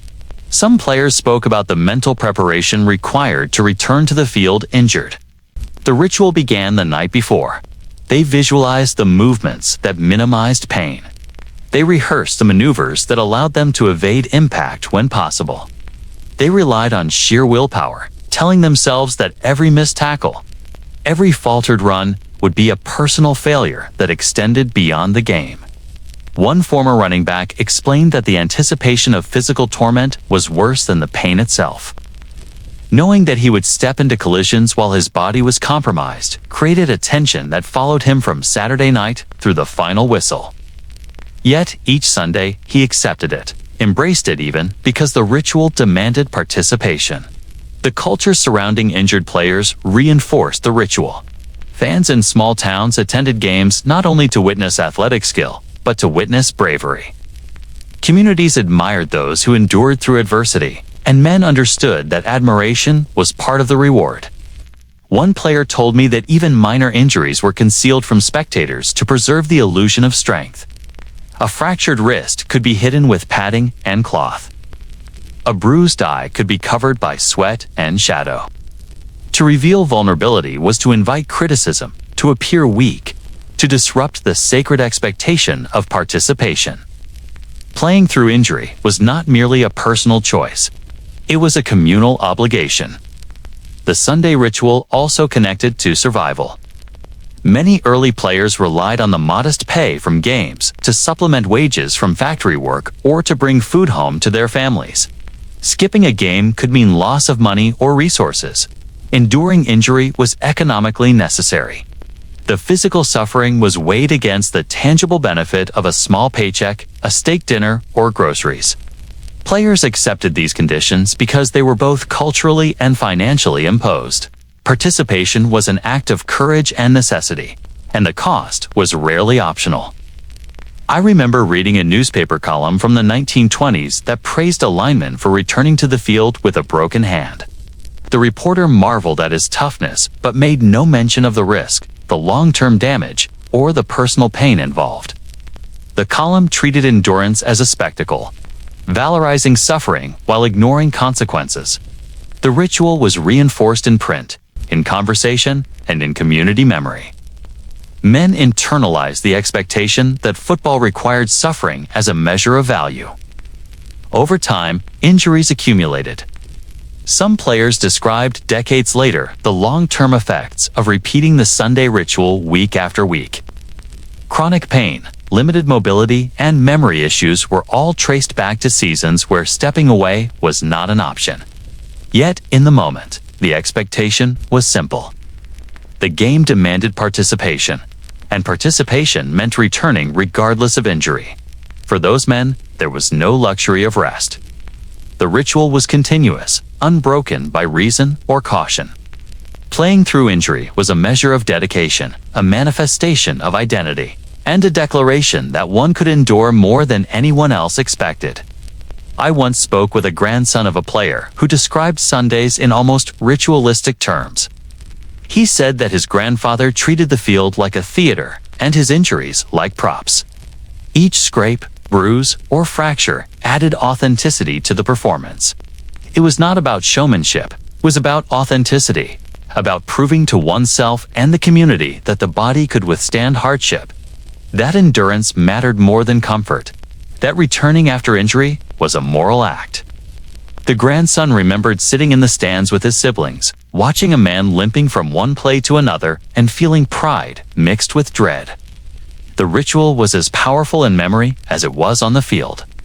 The Sunday ritual is a lens through which we can understand the early culture of football. It illuminates a world where toughness was measured by the ability to endure, where risk was normalized, and where participation in the game was inseparable from personal sacrifice. The men who returned week after week, regardless of broken fingers, cracked ribs, or concussions, created a standard that influenced generations to come. They defined what it meant to be a player, before salaries, before media coverage, before recognition. Their ritual was a silent testimony to courage, endurance, and community expectation. And as I reflect on these stories, I realize that the Sunday ritual was not just about physical resilience. It was about identity, about belonging, and about the quiet courage to meet every challenge imposed by circumstance, by community, and by necessity. The ritual was unforgiving, yet it produced a legacy of sacrifice that underpins the foundation of the sport even today. Every man who returned to the field while injured contributed to a history that is as human as it is heroic. Their presence on those early fields, despite pain, defined the ethos of football in its most primal and compelling form. I've always been drawn to the stories of the men who never stayed in one place long enough to call it home, the traveling roughnecks of early football.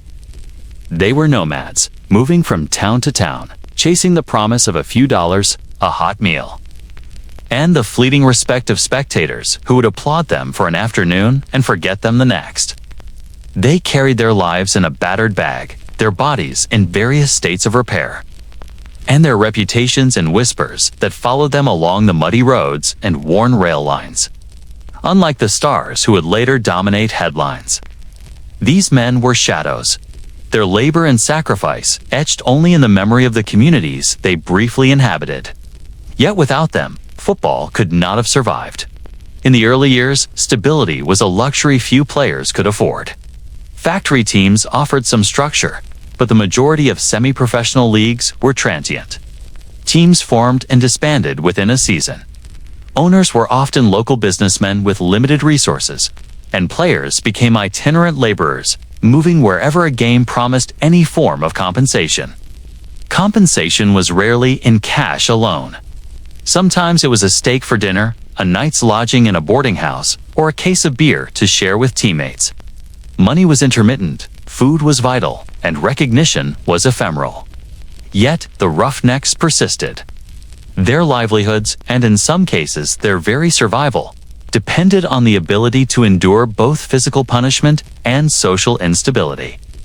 One player I studied, known simply as Joe from the Ohio River Valley, described his early career as a constant journey. He would finish a 12-hour shift in a mill, hop on a train with his bag of clothes, and arrive in a neighboring town just in time for the Sunday game. His uniform was often borrowed, patched, or improvised. Cleats were handed down from previous players. Helmets were worn to the point of collapse, leather frayed and padding compressed. He carried his body, exhausted and bruised, through cities and towns that never knew his name, yet demanded that he perform. The reward was minimal, but the ritual was necessary. Each new town offered the possibility of payment and the chance to prove himself once more. Traveling was not only physically demanding, but socially precarious. Players were outsiders wherever they went. Boarding houses housed a mixture of laborers, gamblers, and athletes, all competing for space and sustenance. Local residents were often suspicious of these nomadic men, especially when alcohol was involved. Many roughnecks earned part of their compensation in whiskey, which eased the social tension, but also added a dangerous element to already brutal lives. A single misstep could lead to a fight, a suspension, or the loss of the day's meal. Yet, despite the hazards, they continued to move from one opportunity to the next, guided by the certainty that sitting still meant starvation or irrelevance. The traveling roughnecks became experts in improvisation. They learned to sleep on benches, to eat on the run, and to keep their bodies in fighting shape with minimal resources. They improvised with uniforms, adapting pads and helmets that were often worn beyond repair. One player recalled sewing his own shoulder pads together with wire and cloth because the team could not afford replacements. Another described running a full game with a broken finger because the owner refused to cancel a match. Adaptation was not a choice. It was survival. Every town, every field, and every opponent was another lesson in resilience and ingenuity. The culture of these transient players was also defined by camaraderie born out of necessity. Teams were composed of men from different backgrounds, sometimes from rival towns or different countries, thrown together for a single season or a handful of games. Trust was earned in hours, not months. Players depended on each other to endure punishment, to cover for mistakes, and to share scarce resources. Many of these men would never see each other again, yet they formed bonds that were as intense as they were temporary. The fleeting nature of their existence created an understanding that the game, for all its danger and instability, was a space where men could assert control in a world otherwise dictated by labor, poverty, and chance. The itinerant life carried a profound psychological toll. Traveling roughnecks spoke of the constant anxiety of arriving in a new town, the uncertainty of payment, and the risk of injury. One man described the experience as walking a tightrope with no safety net.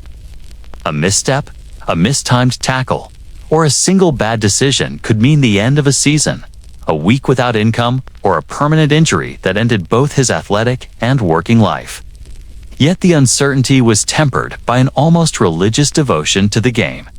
It offered freedom, pride, and the rare opportunity to be recognized, if only temporarily, for skill and toughness. The paradox of vulnerability and purpose defined their existence. I visited a small museum in a town that hosted some of these early traveling teams.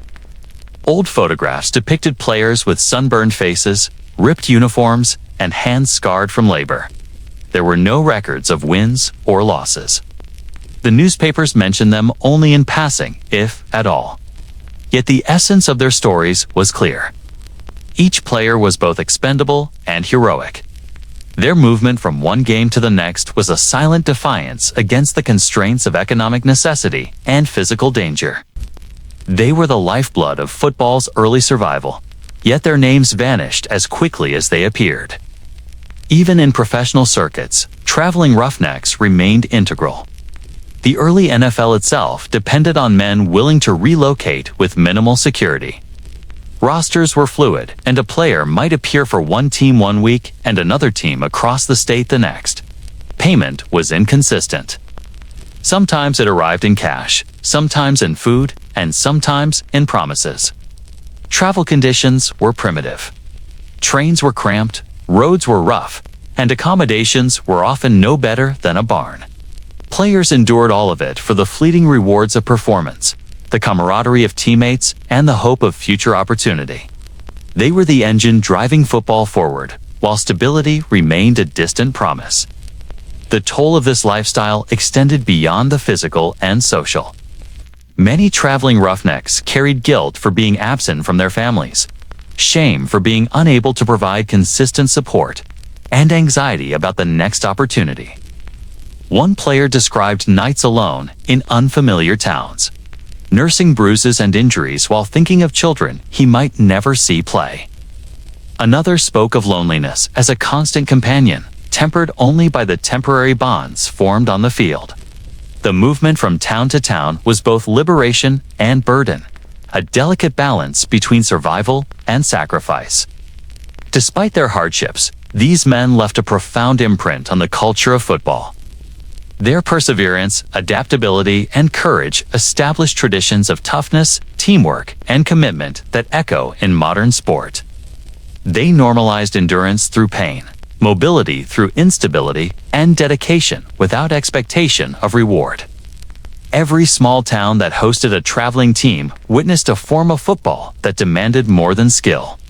It demanded sacrifice, judgment under pressure, and the willingness to confront both economic and physical hardship for fleeting glory. These lessons would later inform the professionalization of the game, even if the players themselves remained anonymous. In remembering the traveling Roughnecks, one must consider both the myth and the reality. Mythically, they were heroic figures who played through exhaustion and injury for minimal compensation. The reality was harsher.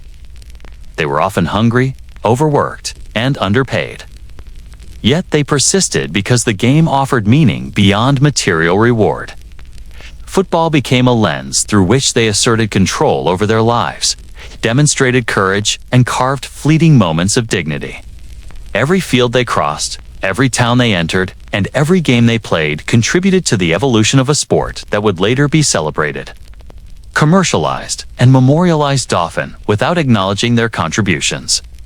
Their stories survive in fragments, in interviews collected decades later, in the fading memories of families, and in the odd newspaper clipping that recorded a single game or a lone victory. Yet these fragments are enough to understand the world they inhabited. They traveled because they had to.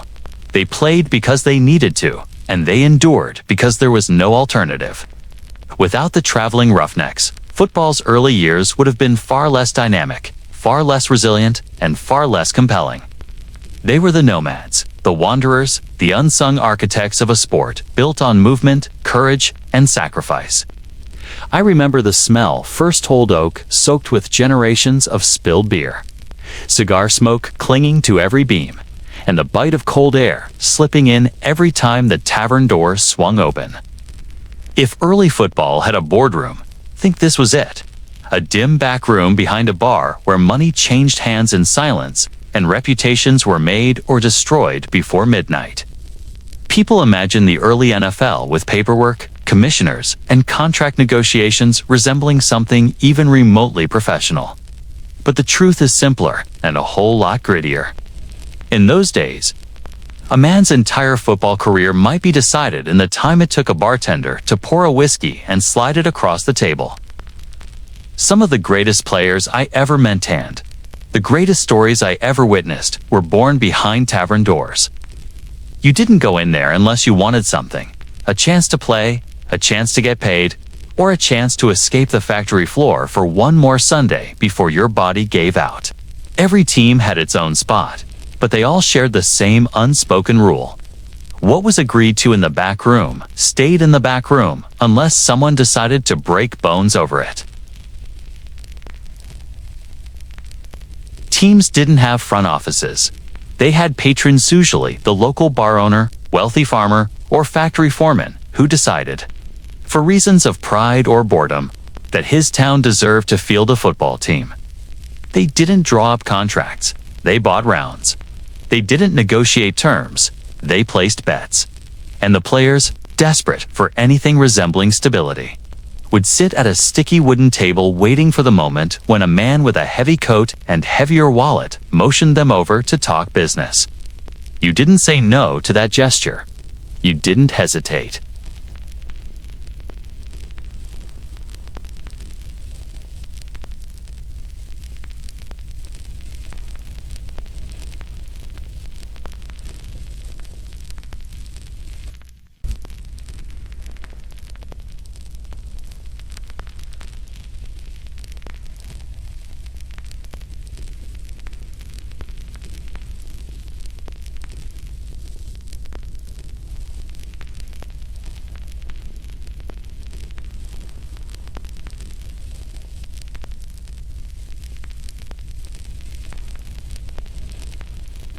He played the game, he took a beating, and after the season ended, no one ever saw him again.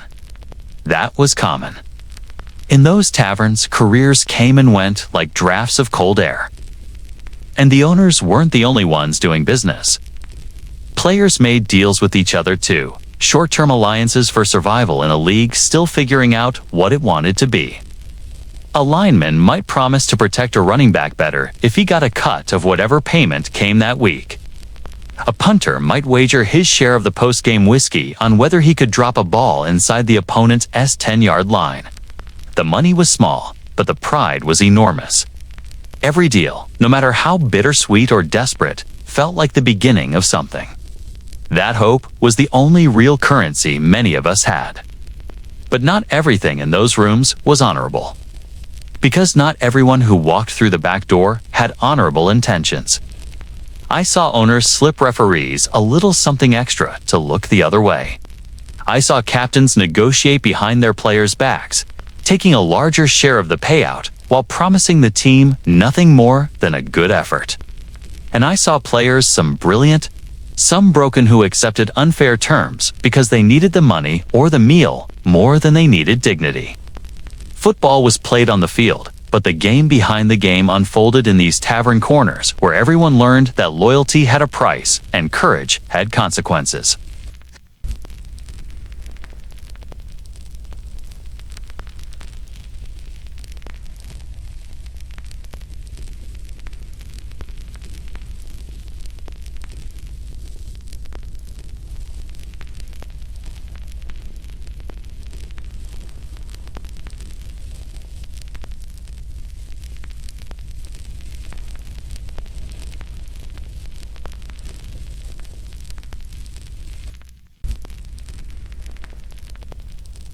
The craziest part?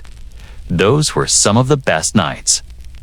Because even when tempers flared, even when someone threatened to settle things out back, there was a strange kind of honor in it. Everyone understood the stakes. Everyone knew survival depended on speaking up, standing firm, or walking away at the right moment. Some of the most important early starsmen who never made the official record books were discovered in these very tavern backrooms.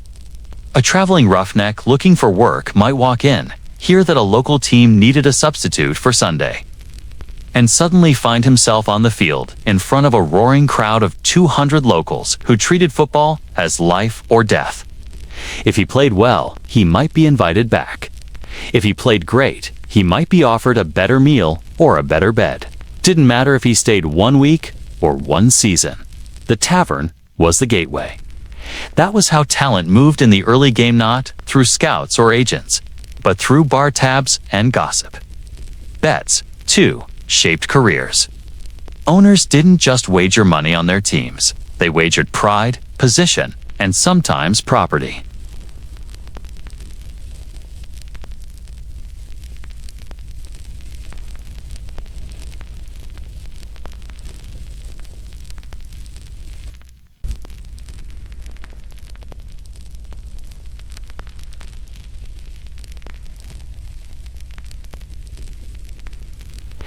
They didn't just play for themselves or for the crowd.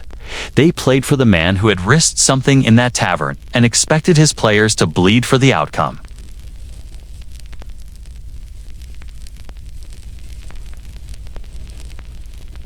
Payments could be made in cash, sure, but more often they were made in goods, meals, favors, or promises.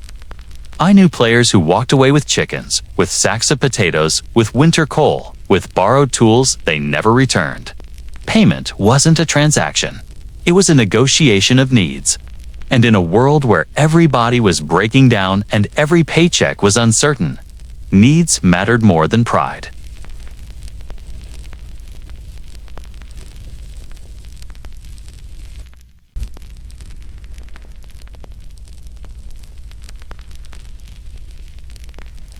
A culture built on trust, risk, toughness, and the kind of loyalty that grows only in places where men have nothing but each other.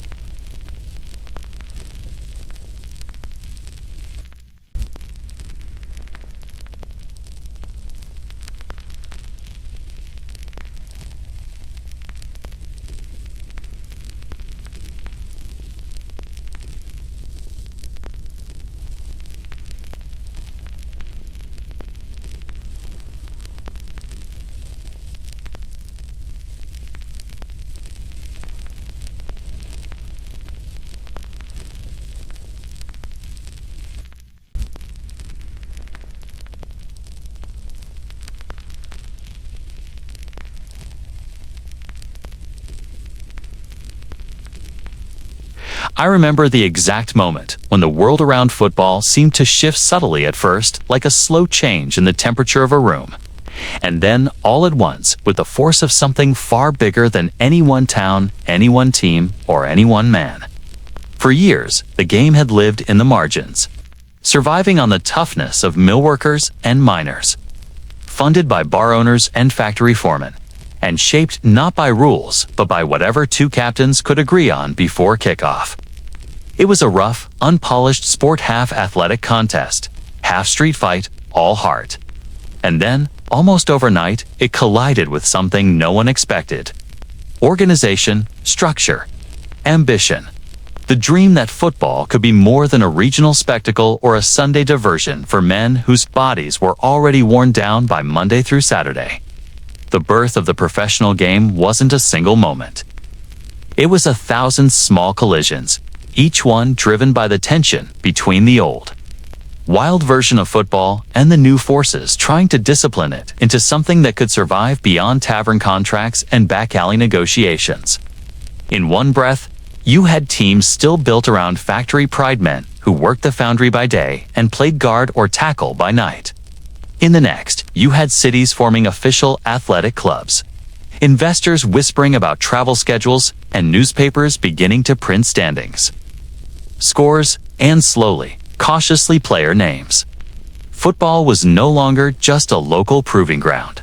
It was becoming something professional.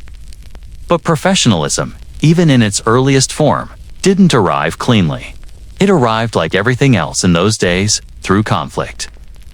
Small towns guarded their independence fiercely, suspicious of any outside influence that threatened their traditions.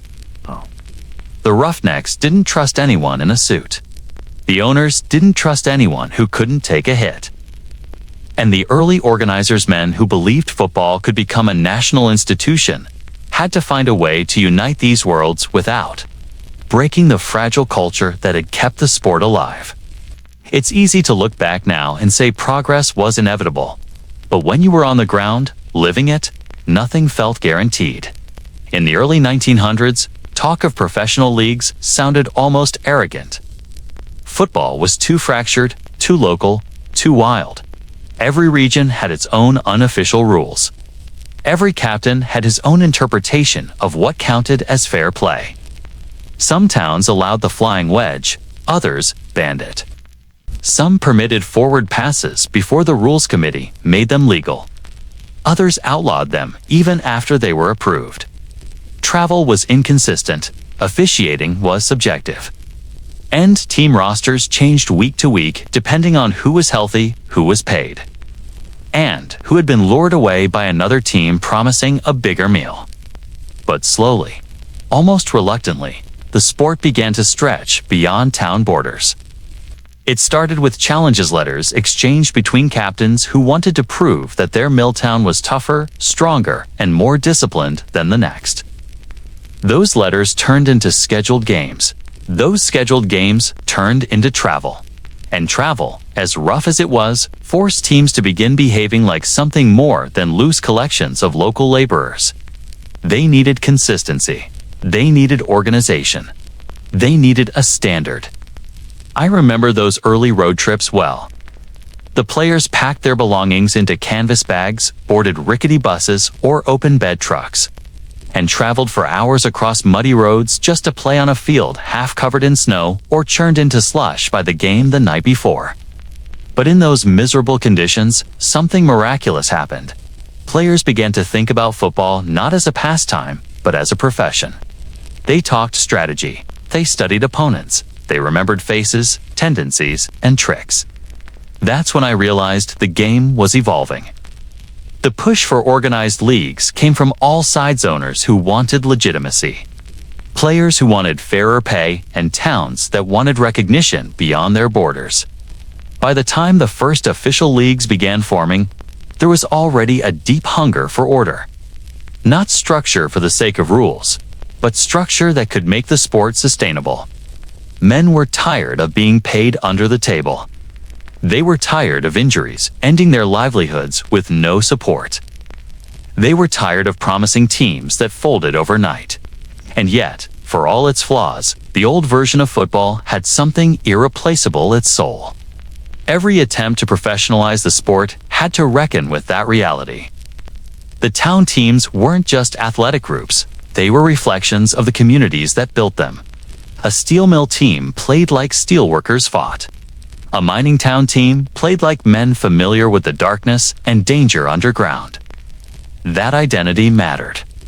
So the challenge was not just to organize football, but to preserve the essence of what gave it meaning. The first organized leagues were messy, unpredictable experiments. Teams joined and disappeared in the same year. Owners argued over rules. Players protested inconsistent wages. Some towns refused to participate, claiming professionalization would ruin the sport. Others embraced it, hoping that organization would finally give their athletes the recognition they deserved. Those early seasons weren't polished, but they were pivotal. They proved that football could exist at a level larger than any single community. As the leagues grew, so did the ambitions behind them. Newspapers began printing league standings. Spectators started traveling to away games. Betting expanded, not just in taverns, but across entire regions. Suddenly, there was something at stake beyond pride. Reputation, money, opportunity. And with that came the first glimmers of what football could become, a national spectacle. But the old roughness never disappeared, not immediately. Even as formal schedules were drawn up and official referees were appointed, the game remained violent, chaotic, and deeply personal. The early leagues didn't desanitize the sport. They simply gave it a framework sturdy enough to contain its growing intensity. And players who had once been paid in whiskey or steak began to see a different future for themselves. Not because the money improved overnight, but because the game itself was becoming too big to ignore. I knew men who refused to join the organized leagues, calling them softening forces that threatened to civilize a sport that was supposed to be brutal. I knew others who jumped at the chance, believing that professionalism would finally pay them what their bodies were worth. Both groups had valid points. Both groups shaped the game, and both groups were necessary to push football forward. In those transformative years, the sport was suspended between two worlds: the raw, wild version played by men who measured their worth by broken bones, and the emerging professional model that demanded order, consistency, and legitimacy. The birth of the professional game was not a clean break from the past. It was a negotiation, a slow merging of grit and ambition, toughness and structure, small-town identity and national dream. And if you were there, living inside that shift, you could feel it like the rumble of something enormous gathering momentum somewhere beyond the horizon. The sport was changing, and so were the men who played it. The game was no longer just about survival. It was becoming about legacy. I spent years trying to understand why those early players, the ones who bled through their uniforms and limped through their everyday lives, leaned so willingly into the violence that defined the sport. It was never just the collisions. It was the meaning they pulled from them. The brutality was not an unfortunate byproduct of the game in those years. It was the game. It was the pulse of every contest, the measure of a man's place in his community, and the language through which entire towns expressed pride, loyalty, and defiance. When you talked to those players, the men who anchored the earliest eras of football, you didn't hear them describe the sport in terms of strategy or fame. They spoke about toughness as if it were a sacred trait. They talked about the way the game allowed them to release the pressure that built inside them from 16-hour days at the mill or 10-hour nights down in the mines. The field became the only place where they could hit back at the world that pushed them close to the breaking point. Violence was not an accident in that environment. It was catharsis. The culture of early football was built on the idea that pain was the price of pride. The bruises became badges. The broken fingers were proof of loyalty. The concussions, though undiagnosed and ignored, were seen as evidence of commitment to something larger than the self. The players accepted the risk because it gave them something they could not find anywhere else: identity. The question that followed every game was not about the score. It was about who stood up after the hardest hits, who kept playing after others backed away, who showed a kind of resilience that ordinary life rarely rewarded. I remember one player telling a journalist in the 1920s that he never felt more alive than in the instant after a collision when he had to decide whether he would get up. He said the world became quiet as he lay in the dirt, the air knocked out of him, the sky spinning above, and in that silence he felt something close to clarity. He said that moment separated the men who only played the game from the men who needed it. That sentiment echoed through the stories of every era before the sport became polished and organized. For the early players, brutality was not something imposed upon them. It was something they embraced because it gave shape to their sense of self. Communities valued that mindset. A town rallied behind players who embodied its identity, and identity in those years was built around hard labor and perseverance. Steelworkers respected a man who could drive his shoulder into a wall of bodies and not back down. Miners related to players who crawled out of pileups, gasping for breath, and kept lining up for the next play. Football became a reflection of the lives these men lived, where danger was always close and survival depended on endurance. Owners and captains knew this. The teams that built reputations for toughness gained followers quickly. Games became cultural events, not because of the scores, but because of the collisions people remembered long after the final whistle. Entire towns compared themselves through the bodies of their players. If your team broke the other team's spirit, you felt as if your community proved something about its own strength. Violence became a language of pride. The psychology behind this attachment to brutality ran deeper than external validation. Many players grew up with limited options. Their economic circumstances shaped their understanding of the world. Hardship was a constant presence. Football offered a rare opportunity to turn that hardship into something admirable. When a man stepped onto the field and delivered a bone-jarring tackle or held his ground against a larger opponent, he displayed a form of power he could not access in his daily life. He could not control the mill wages. He could not change the danger of the mines. He could not influence the decisions of the owners who held his paycheck in their coat pocket. But on the football field, he could choose to stand his ground. He could choose to hit harder. He could choose to endure. In a time when masculinity was defined through labor, violence became its purest expression.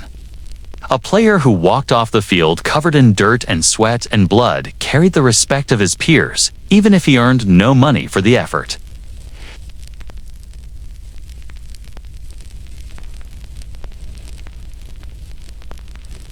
It allowed him to transform suffering into something noble. Pain became a form of currency, and every collision deposited a little more into the account of a player's reputation. There was also a sense of camaraderie woven into the violence, something that outsiders rarely understood. The men who stood shoulder to shoulder on those early lines trusted one another with an intensity found only in dangerous environments. Shared risk created a connection that was almost spiritual. Players talked about a feeling of brotherhood forged in the moments before impact. They said they could sense the presence of their teammates without needing to look. They said the trust built through the collisions was unlike anything they experienced outside the sport. Violence, in that context, became a form of communication. A player hit hard, not just to win, but to show his teammates that he was willing to sacrifice for them. The media of the time fed into this culture. Sports writers praised the hardest hitters and gave almost poetic descriptions of bone-rattling plays.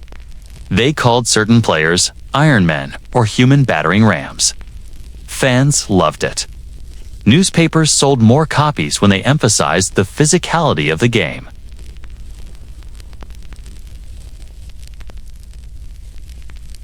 The identity of football grew around this mythology. The brutality was not hidden, it was celebrated.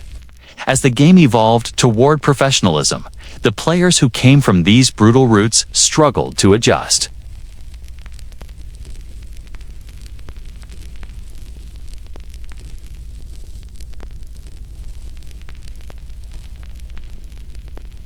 They believed that danger was a necessary part of football's soul. They believed control diluted the meaning of the game. For them, violence was not about recklessness, it was about authenticity.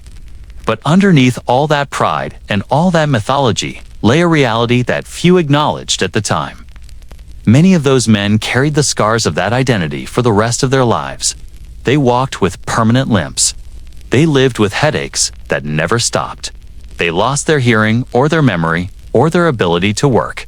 Yet even then, when asked whether they regretted choosing the sport, many said they would do it again.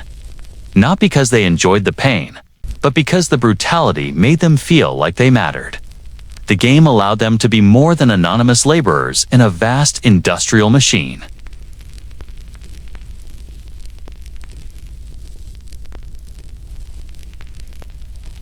That is the paradox at the heart of early football. The brutality damaged the men who embraced it, yet it also gave them purpose. The identity they forged through violence was both a shield and a burden.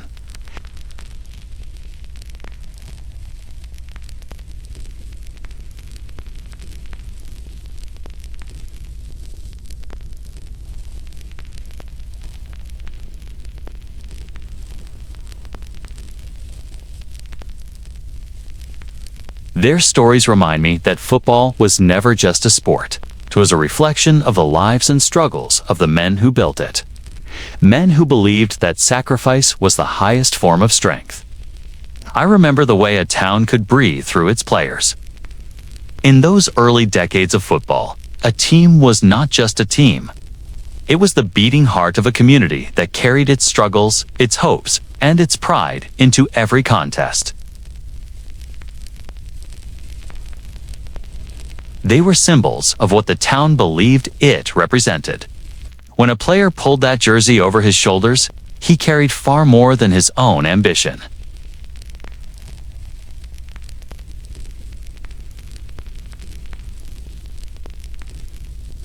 The pressure was never spoken aloud, but it was always there.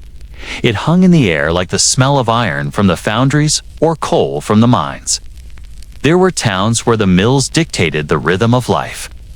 The factory whistle decided when children woke up, when workers marched through the gates, and when families gathered at night to share simple meals. These same towns believed that football was the one arena where they could challenge the world beyond their borders. They felt overlooked by the larger cities and forgotten by the decision-makers who shaped the economic landscape. The game became a way to announce that they mattered. It was not about championships or trophies. It was about proving resilience. The players understood that. They knew the people watching them had given everything they had to survive another week. So the players gave everything they had in return. I remember walking past steelworkers who had spent the night shift at blistering temperatures, their faces gray with exhaustion, and hearing them talk about the upcoming Sunday game as if it were the only thing pulling them forward. Their words carried a sense of longing. They did not talk about entertainment. They talked about representation.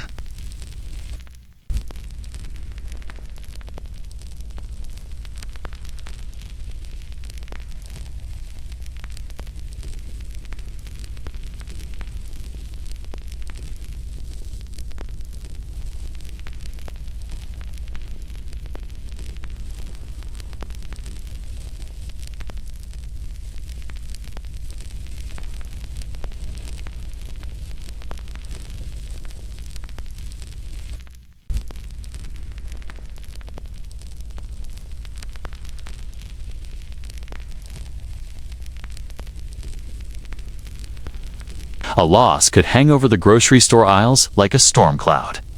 Players did not just answer to their coaches, they answered to their towns. It created a sense of accountability that shaped every aspect of those early teams. Men trained harder because they wanted to honor the people who stood behind them.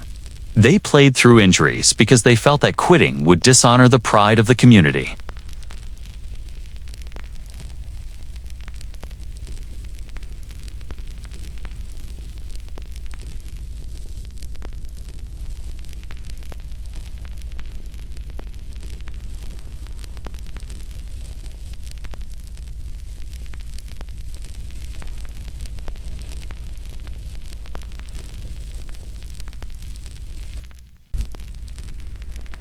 Those miners descended into dark shafts day after day, uncertain if they would rise again.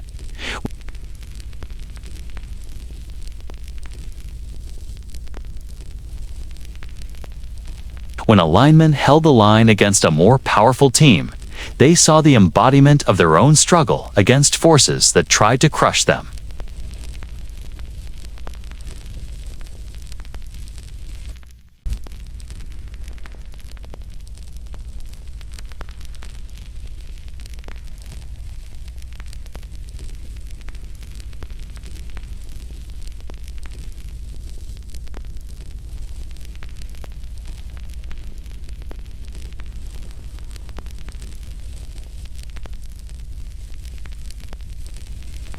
It was rooted in the desire to give the community a moment of joy that life rarely granted them.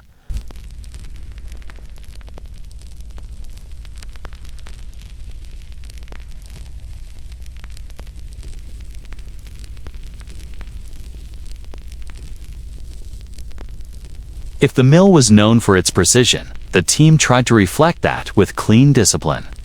If the foundry was known for its raw strength, the team tried to show that on the field.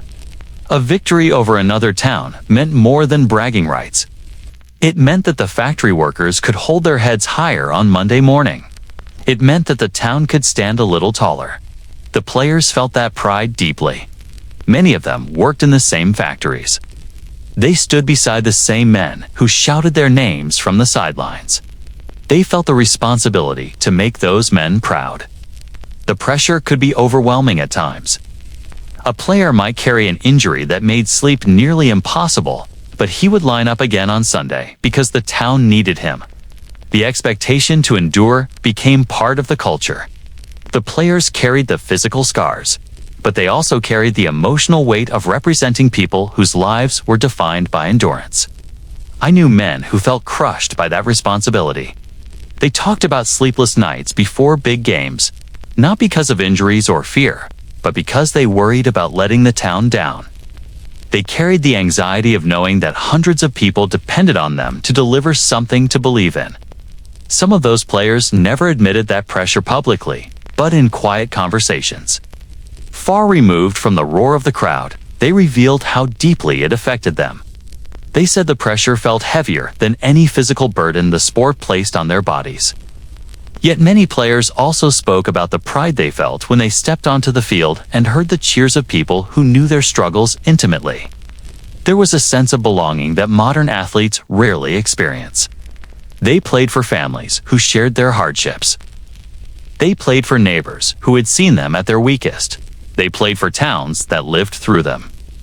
The bond created by that relationship shaped the core of early football.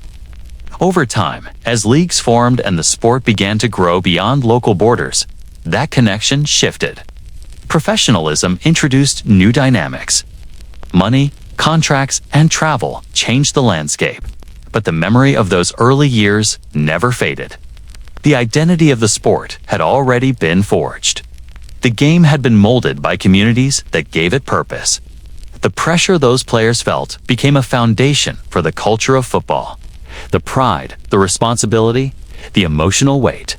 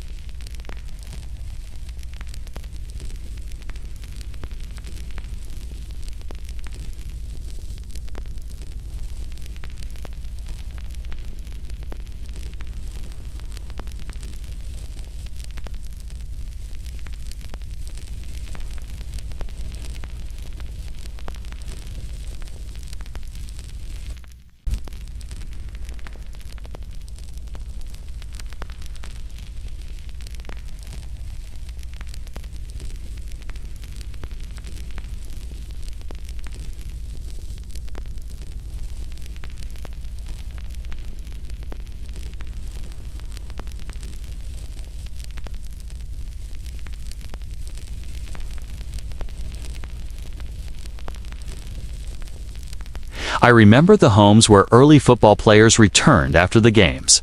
And I remember the quiet that settled over those rooms when the cheering faded and the truth of the man's condition revealed itself. The town celebrated the hits, the toughness, and the victories. But inside the houses where these players lived, their families witnessed a different story. The injuries that had been brushed aside on the field became far more complicated in the stillness of late night. The pride that families felt on Sunday afternoon often collided with the fear that arrived once the adrenaline faded. Football in those years did not simply take a toll on the players. It reshaped the lives of everyone who lived with them. The stories I heard from wives, children, parents, and siblings painted a world where resilience and suffering lived side by side. Many families expected injuries. They expected bruises, fractures, and the occasional black eye, because the sport demanded that level of physical sacrifice. What they were not prepared for were the long-term consequences of those injuries. They were not prepared for men who could not lift their children because their backs had given out. They were not prepared for fathers who lost their hearing in one ear after too many hits. They were not prepared for husbands who forgot conversations or reacted with sudden bursts of anger because of head injuries no one knew how to diagnose. The breakdown was gradual, but the families saw every step of it with painful clarity. There was a particular stillness in those homes after a game, a kind of heavy silence that came when a family recognized something was wrong, but lacked the language to explain it. The wives tried to treat the injuries with whatever home remedies were available. They wrapped ribs, cleaned cuts, massaged swollen joints, and tried to comfort men who winced every time they moved. The children watched with concern, unsure why their fathers seemed different after certain games. The mothers of players kept careful eyes on their sons, praying silently that the next hit would not be the one that changed everything. The breakdown was not sudden. It crept into the home like a shadow. What made the situation even more difficult was the financial instability that hung over these households. The players were not earning steady salaries. Many of them were paid in cash or in whatever goods the team sponsor chose to offer that week. A man could break his hand on a Sunday and still be expected to report for work at the mill on Monday morning because missing a shift meant missing pay. A family could not survive on pride. A family needed income. So the players pushed through the pain, and the families learned to carry the emotional weight of witnessing that struggle. I remember hearing wives talk about the endless cycle of fear and acceptance. They admired their husbands for their toughness. They admired the respect those men earned on the field. But they also carried the quiet dread that every game could result in an injury that might change the course of their lives. Children learned to listen for the sound of footsteps at the door after a game. If the steps were light and steady, the home breathed with relief. If the steps were slow or uneven, the family braced itself for another night of tending to injuries. The breakdown did not only happen to the player, it spread through the household, shaping routines, expectations, and relationships. The problem deepened when alcohol became part of the compensation system. Many early players were paid in whiskey, and that whiskey followed them home. For some men, it softened the pain. For others, it became a necessity to sleep. But for many, it turned into a habit that blurred the lines between relief and dependency. Families saw it evolve slowly. A drink after the game turned into a drink before bed. A drink before bed turned into a drink in the morning to steady shaking hands. The wives witnessed the decline with helpless concern. The children grew up with the confusion of loving a father who was present physically, but slipping away emotionally. In those households, arguments often erupted without warning. The combination of pain, stress, exhaustion, and alcohol created an atmosphere where tempers became unpredictable. Wives learned how to speak carefully. Children learned when to stay silent. The families did not blame the sport because they understood how much it meant to the men who played it, but they carried the scars of the aftermath. They carried the burden of trying to hold together households that were being tested by forces they could not control. Some families faced situations where the player could no longer work because his injuries became too severe. A broken leg that healed incorrectly meant he could not climb ladders or move heavy machinery. A series of concussions meant he had trouble concentrating or remembering instructions. Families adapted because they had no choice. Wives took on more responsibilities. Children grew up faster. Extended families stepped in. The instability became part of daily life, and the breakdown of the player became intertwined with the breakdown of the household's sense of security. Yet, for all the suffering, I also remember the profound loyalty these families displayed. The wives stood by their husbands, even when the injuries became overwhelming. The children still idolized their fathers, even when those fathers struggled to perform simple tasks. The families did not view the players as broken. They viewed them as men who had given everything they had for their communities. They recognized the sacrifices even when the world outside their homes paid little attention to those costs. The emotional weight carried by these families became one of the unspoken realities of early football. The public saw the players as warriors. The families saw the consequences. They saw the swollen knees that never improved. They saw the trembling hands that struggled to hold tools. They saw the restless nights when pain kept the men awake until dawn. They saw the fear in their eyes when the injuries piled up faster than the healing could keep pace.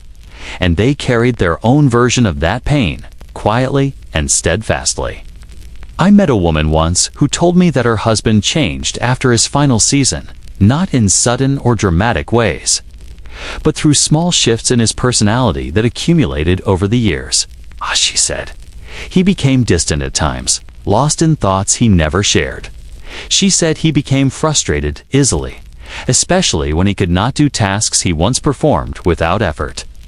She said he drank more often because it dulled the ache in his bones and the ache in his mind. She told me that she loved him fiercely, but she often felt as though she was living with two versions of the same man. One was the hero the town celebrated. The other was the man who sat at the kitchen table long after everyone else had gone to bed, staring into the darkness as if searching for a part of himself he had left on the field. Families absorbed that duality. They learned to celebrate the hero and care for the wounded man at the same time. They lived through the highs of victories and the lows of injuries. They saw the pride in their husbands' eyes when the town applauded them, and they saw the vulnerability when those same men struggled to stand up from a chair. The breakdown was not always physical. Sometimes it was emotional. Sometimes it was spiritual. Sometimes it was a slow unraveling that only the family had the patience to recognize. These families helped hold together the world of early football, even though their experiences were rarely acknowledged. They provided the comfort, the care, and the stability that allowed the players to step onto the field again and again.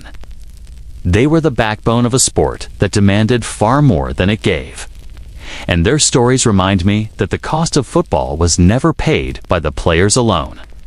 It was paid by every person who lived with them, loved them, and watched them change under the weight of the game. The NFL of the 1920s was less a league and more a battlefield.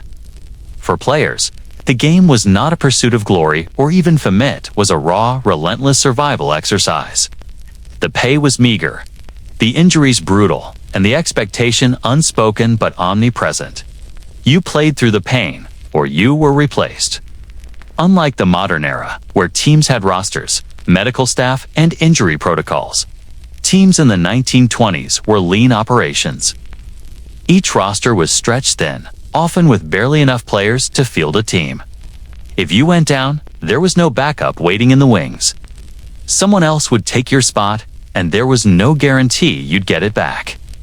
The desperation that pushed men to keep playing despite crippling injuries was unimaginable. Players worked jobs in the off-season, often in factories, mills, or railroads, because the football pay when it came at all was not enough to survive. One missed paycheck could mean eviction or starvation. So, when a player tore a ligament or broke a rib mid-season, he had a stark choice: sit out and risk losing his position, or play through the agony and hope to collect his next few dollars. Pain was currency. Endurance was bargaining power. Stories of men stepping onto the field with broken bones were common. One halfback fractured his hand in practice, but played the next game, wrapping it tightly in cloth and hiding the swelling from the coach. Another lineman returned from a dislocated shoulder, missing several weeks of training but refusing to give up his spot. The locker room conversations often revolved around pain tolerance. Who could last the longest under exhaustion, heat, or brutal hits? Survival became a measure of character, and character was what kept your family fed. But it wasn't just physical injuries that tested these men. Mental resilience was equally critical. The psychological toll of constant bruising, public ridicule, and financial instability weighed heavily. Teams were mercurial, folding mid-season if attendance dipped or owners ran out of funds. Players had to remain mentally adaptable, accepting sudden relocations or canceled paychecks. The line between determination and desperation blurred. For many, playing wasn't about love of the game, which was about putting food on the table, maintaining dignity, and clinging to identity in a world that offered little of either. The culture of silence around injuries was pervasive. Doctors, when present, were often part-time and minimally trained in sports medicine. Players quickly learned that showing weakness could make them unemployable. Teams encouraged grit and endurance, whether implicitly or explicitly. Pain was treated as a personal obstacle, not a medical condition. You didn't go to a doctor, you learned to tape, wrap, or ignore it. The locker room became a theater of stoicism. A player hobbling on a sprained ankle was praised for courage, while anyone who refused to play was labeled weak. Yet there was method in this madness. Playing through injury was sometimes strategic, a way to signal to coaches that you were indispensable. In a league where rosters were volatile and competition fierce, demonstrating toughness could secure your next paycheck or even attract attention from other teams. One veteran lineman noted in a rare interview decades later that if you weren't out there bleeding, you weren't trying hard enough. It wasn't hyperbole, was the unspoken contract. Your body was the collateral in a high-stakes gamble. Endure or lose everything. Equipment failures compounded the danger. Leather helmets offered minimal protection. Padding was inconsistent, and shoes provided little traction on wet or frozen fields. A misstep could turn a tackle into a career-ending injury. Yet players accepted these conditions because the alternative, losing your spot or your livelihood, was worse. In essence, the game itself was secondary. Survival dictated every decision. How you trained, how you played. How much you pushed your body past pain thresholds that today would be considered reckless. Some of the most harrowing examples came from rookies thrust into starting positions after veterans were sidelined. Fresh from college, untested and underpaid, they faced seasoned players who already knew how to inflict pain. One rookie lineman recalled being flattened repeatedly by a veteran during practice. Each hit tore at his ribs, yet he returned for the next drill, his body screaming in protest. The lesson was brutal but clear. Endure or vanish. Survival became the game. The psychological coping mechanisms these men developed were remarkable. They learned to compartmentalize pain, to dissociate during brutal hits, and to mask fatigue with bravado. Humor became a weapon. The locker room was filled with sarcastic remarks and biting jokes as players attempted to normalize suffering. These rituals helped them navigate an environment where physical punishment was inevitable and rest was a luxury. Irony, humor, and stoicism became armor against the unrelenting demands of the sport. As the decade progressed, this culture of survival entrenched itself. Players who made it through the early years were revered, their endurance becoming legend. But the cost was high. Chronic pain, permanent injuries, and a lifelong shadow of ailments that modern medicine would later treat as career-ending. For these men, every game was a negotiation with mortality. Every season a gamble with their future well-being. And yet, despite or, perhaps, because of the dangers, they returned week after week. The NFL of the 1920s was not a playground of talent. It was a crucible where only those willing to endure, to survive, to play through excruciating pain could persist. Survival was more than a necessity, became a defining philosophy. Those who endured were lionized. Those who fell were quietly forgotten. In an era without pensions, contracts, or safety nets, a player's worth was measured not by statistics or accolades, but by his ability to withstand the physical and mental torment imposed by the sport and the circumstances surrounding it.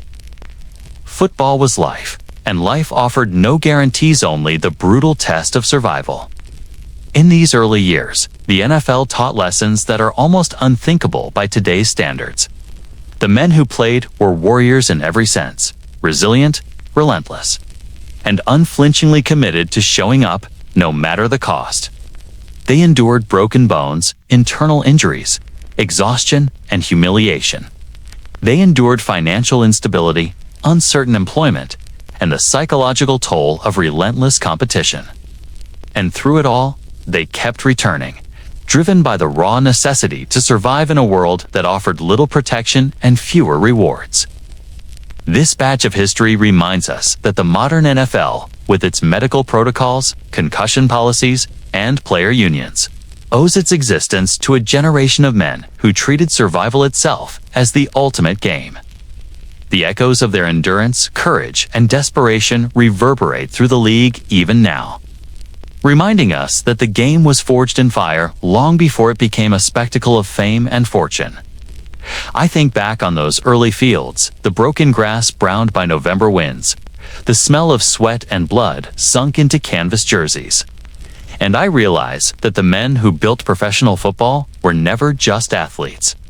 They were commodities waiting to be priced. And the moment the game lurched from a loose collection of town brawls into something resembling a legitimate business, the people with pens, ledgers, and bank accounts seized control.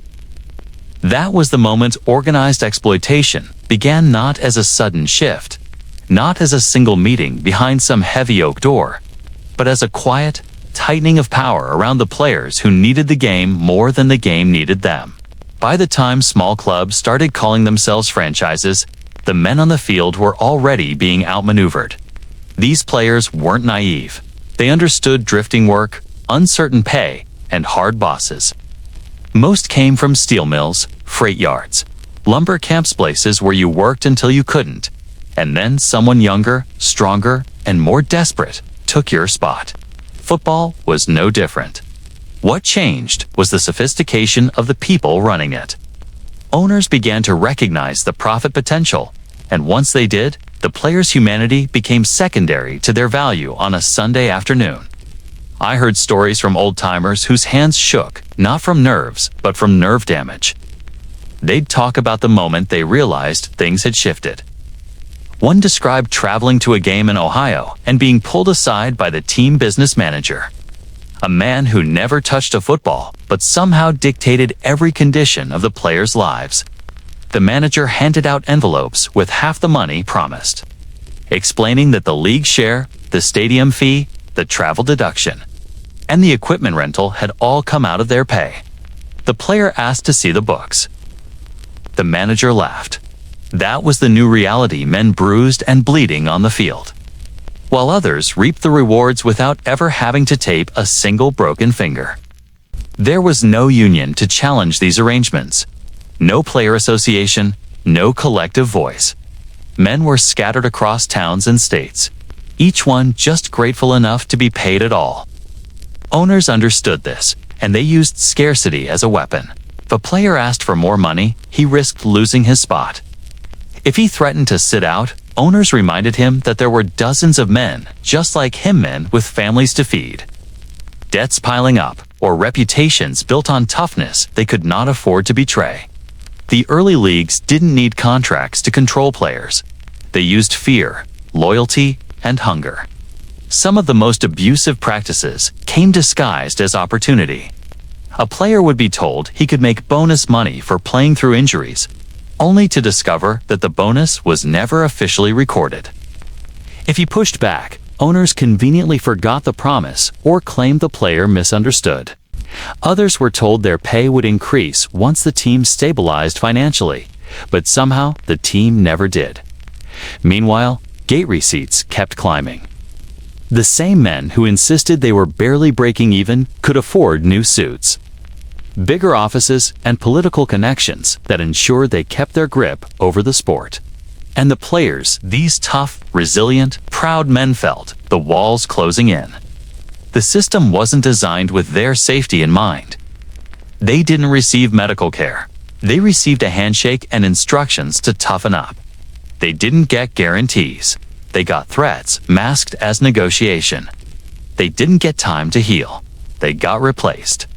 If a man shattered his knee one week, the team might offer him a few dollars from the injury pool, but more often they'd tell him they couldn't pay someone who couldn't take the field. I remember listening to one former guard who said the most humiliating moment of his career was in a hit or a loss. It was when an owner patted him on the shoulder after a brutal game, thanked him for fighting like a mule, and then docked his pay because the team underperformed offensively. That guard told me he felt less like a man and more like livestock, valuable only when he could produce, disposable when he couldn't. This wasn't accidental. It was calculated. Owners and league administrators understood the psychology of the men who played. These players were driven by pride, shaped by hard labor, and unwilling to appear weak. If an owner exploited that, he didn't need rules, lawyers, or paperwork. He only needed to question a player's toughness. That alone was often enough to get injured men back on the field or convince them to accept less than they deserved. And this exploitation wasn't limited to pay. It seeped into living conditions, travel arrangements, medical access, every corner of a player's life. Teams sometimes housed players in cramped boarding rooms, charging them rent that mysteriously increased each week. Travel stipends were promised but rarely delivered. Equipment was rationed and reused, with some players forced to buy their own protective gear, what passed for protection at the time. Owners claimed that once the league grew, conditions would improve. But the truth is, conditions only improved when players gained a voice, and that voice wouldn't come for decades. What struck me most, though, was how deeply these men internalized the exploitation. Many believed they owed the game everything, even when the game gave them nothing back. They would say football saved them from worse fate's mines that collapsed, factories that maimed men, farms swallowed by drought, and perhaps that was true. But the leagues used that desperation to keep players compliant. A man grateful for crumbs rarely demands a full meal. I've spoken to historians who describe this period of football in terms usually reserved for labor disputes and industrial power struggles. They argue that the early NFL wasn't just a sports league, it was a microcosm of early 20th century American capitalism, where opportunity came hand in hand with exploitation, and where profit overshadowed the welfare of the workers who made that profit possible. The collisions on the field were violent, but the collisions off the field were more insidious. A broken bone healed. A broken contract didn't. Some players tried to push back. A few refused to play unless given their full pay, and occasionally an owner would concede out of fear of losing the game. But these victories were rare. Most of the time, the players who demanded fair treatment found themselves quietly released, their reputations tarnished by whispers that they were troublemakers. The message spread quickly. Play hard, stay quiet, don't question authority. And yet, despite the injustice, these men built something enduring. Their sacrifices exploited, though they were laid the foundation for modern professional football. Without their endurance, their pain tolerance, their willingness to accept unfair terms, the sport might never have survived long enough to become a national phenomenon. It's a complicated legacy. They were victims of a system designed to use them. And yet, without them, the game wouldn't exist as we know it. When I think about the era, honestly, I don't romanticize it. I don't soften the exploitation or turn the suffering into myth. What those men endured deserves clarity, not nostalgia. They played for pride, for a few dollars, for the roar of small-town crowds. But above all, They played because the sport gave them something their lives rarely did: purpose. Owners took advantage of that purpose, manipulating it, monetizing it, and shaping the league in their own image. But the players, the ones limping home with bruised kidneys, split lips, and fingers that would never bend right again, they were the real architects. And that's the twisted truth at the heart of this chapter. Football grew because the people in power learned how to harvest toughness, loyalty, and poverty, and turn it into a business model. The early NFL didn't rise on fair deals or shared prosperity. It rose on the backs of men too proud to walk away. And now, knowing what they endured, I understand why the stories matter. Not just the touchdowns and big hits, but the quiet sacrifices, the exploitations, hidden behind closed doors, the power structures that shaped the sport long before anyone called it a national pastime. Because to understand the brutality of the game, you have to understand the brutality of the system that profited from it.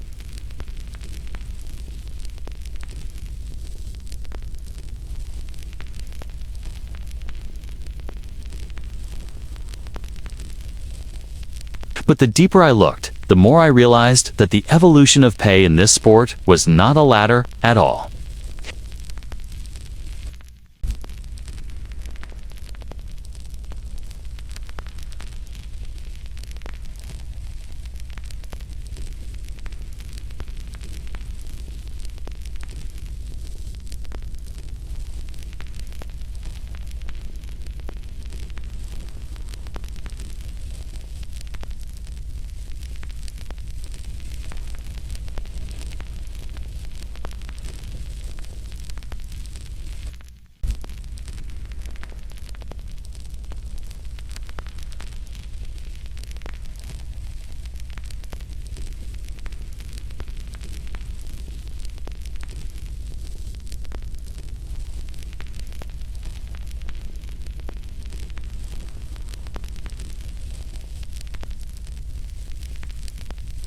And if he played poorly, he would walk home hungry.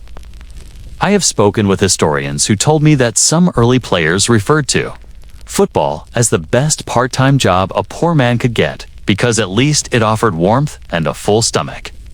Factories and mills understood that if giving out steaks or beer kept their workers fighting for the town on Sundays, then the cost was worth it. But this foundation could only hold for so long. As teams grew more competitive and towns developed loyalties that bordered on obsession, players began demanding more reliable compensation. It was not greed, it was necessity. Injuries piled up. Jobs were lost because of missed shifts. Families depended on the food the game provided, and players wanted something steadier to bring home. That is when the envelopes appeared.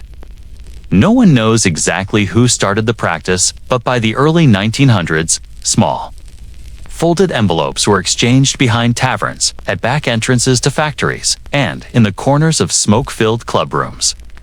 The amounts were rarely consistent.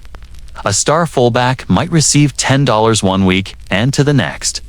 The truth was that pay depended on whatever the owner or captain felt the player deserved, and it was common knowledge that favoritism played a role. A popular player might be handed more cash while someone who played just as hard received less simply because no one chanted his name. I once read an old interview with a player named Joe Arrington who played for several factory teams across Ohio and Pennsylvania. He said, "I never knew what I would find in those envelopes. Sometimes it was enough for groceries.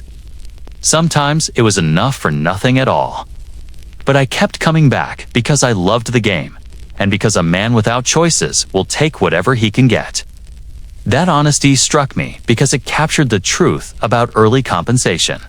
It was unpredictable, and the men who relied on it were trapped in a cycle that rewarded loyalty but never guaranteed stability. As leagues began to form and teams attempted to create a sense of structure, weekly wages emerged. This period marked the first time players could expect consistent pay. But consistent did not mean substantial. Weekly wages were small. Some players earned $5, others $10 or $15. It rarely rose high enough to cover the mounting physical costs. Still, The idea of a guaranteed payment gave players a new sense of identity. They could call themselves professionals, even if their paychecks barely kept them afloat. It meant something to hold a folded bill and know it came from the game they loved. It meant even more to know it would come again the next week. The transition from whiskey to wages was not smooth.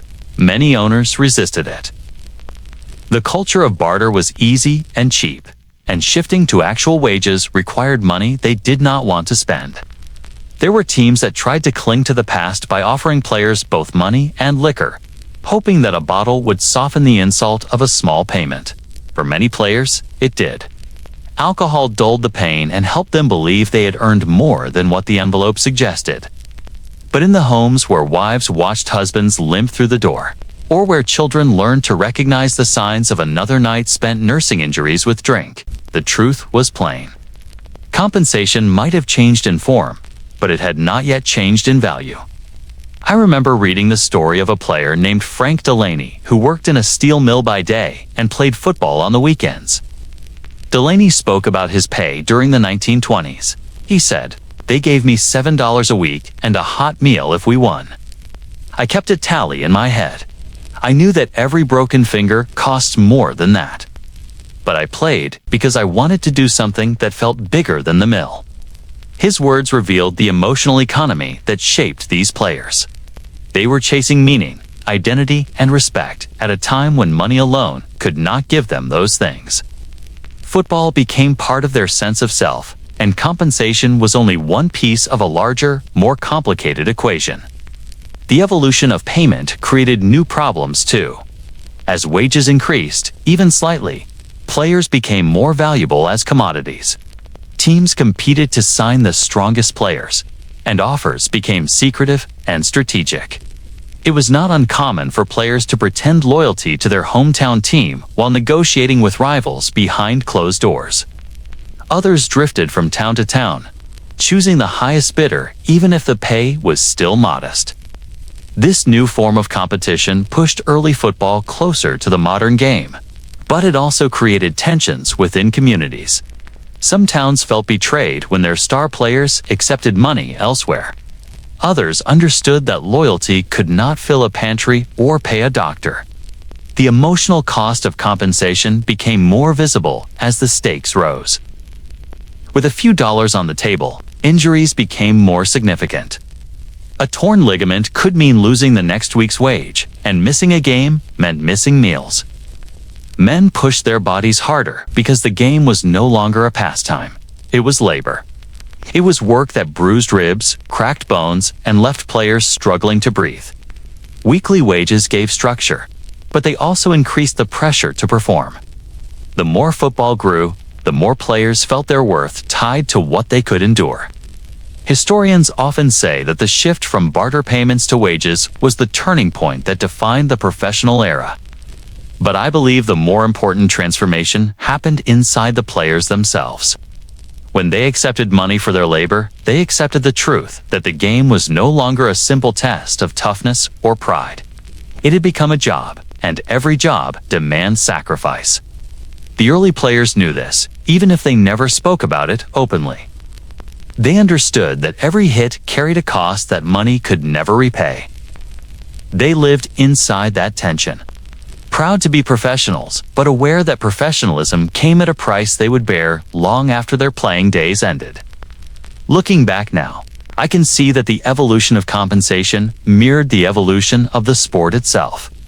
Football grew from raw survival to structured chaos to organized ambition. Those first wages paved the way for salaries, contracts, and the modern financial engine that drives the league. But for the men who played in the early years, the journey was not a triumph. It was a reminder that value is always defined by those who hold the money, not those who risk their bodies. The men who built the sport moved from whiskey to steak to envelopes to weekly paychecks. But they never reached the financial security their sacrifices deserved. The story of compensation in early football is not a tale of progress. It is a chronicle of men who accepted whatever they were given because they believed in something bigger than themselves. They were paid in food, drink, and small wages, But what they truly earned was a legacy of resilience. They created a foundation that others would profit from, even as they returned to quiet lives of labor and fading memories. Their pay changed. Their worth never did.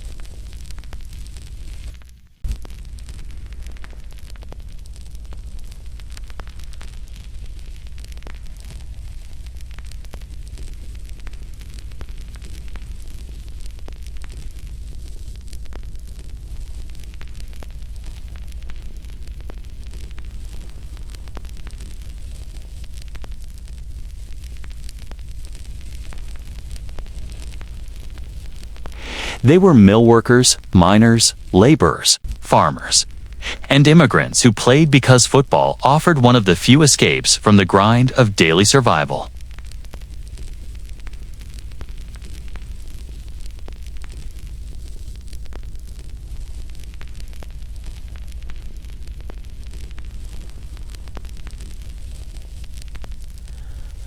Their era was built on oral storytelling, and oral storytelling fades with each passing generation.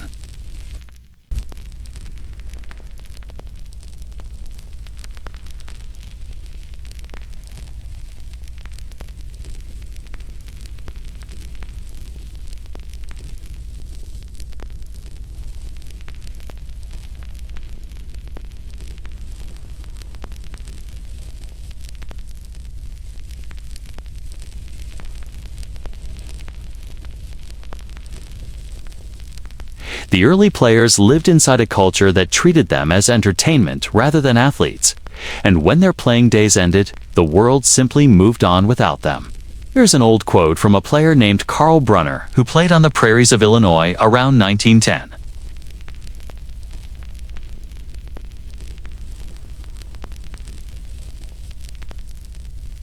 That line has stayed with me because it reveals the truth of his generation.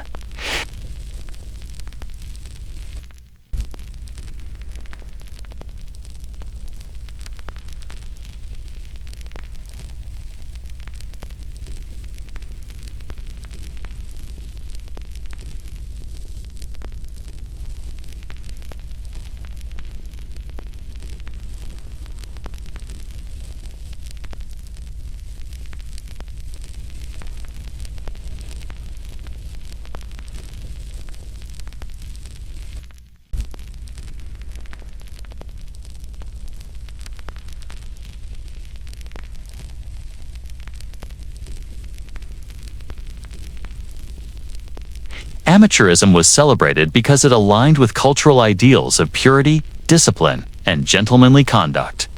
Professional athletes were often portrayed as desperate men, and early football players were treated as little more than hired muscle. A stigma meant their achievements rarely made it into official records.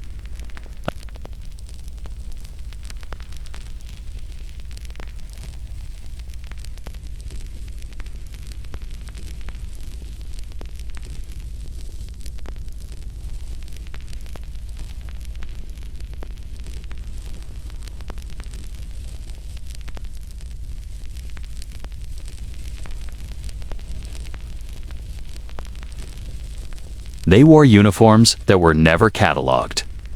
They played games that were never announced. They competed in fields that were never photographed.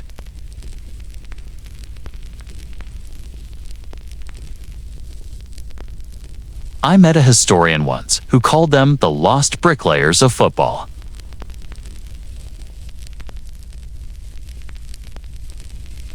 But the first stones were laid by workers who were never named. Their craftsmanship holds everything above it, but the plaques do not mention them.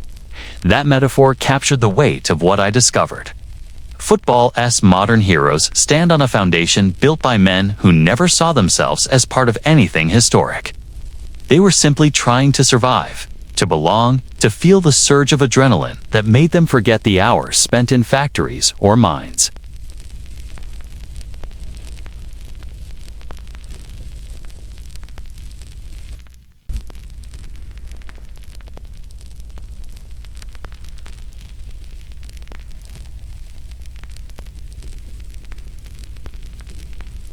Families witnessed the changes and seldom spoke about them outside their own walls. Illness, addiction, depression, and slow physical decline became private struggles. When a man no longer resembled the athlete he once was, people stopped remembering that he had ever been one. Over time, even his own identity blurred. The game had given him purpose, but it had also taken it away. The vanishing generation was also shaped by the economics of the time. Players rarely stayed with one team long enough to build legacies. They drifted wherever money or opportunity took them.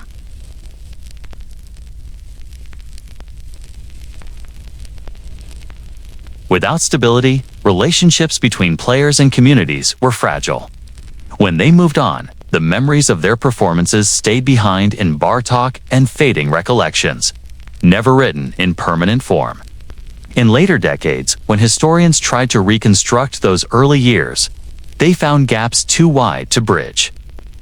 Another reason they disappeared is that football itself changed too fast.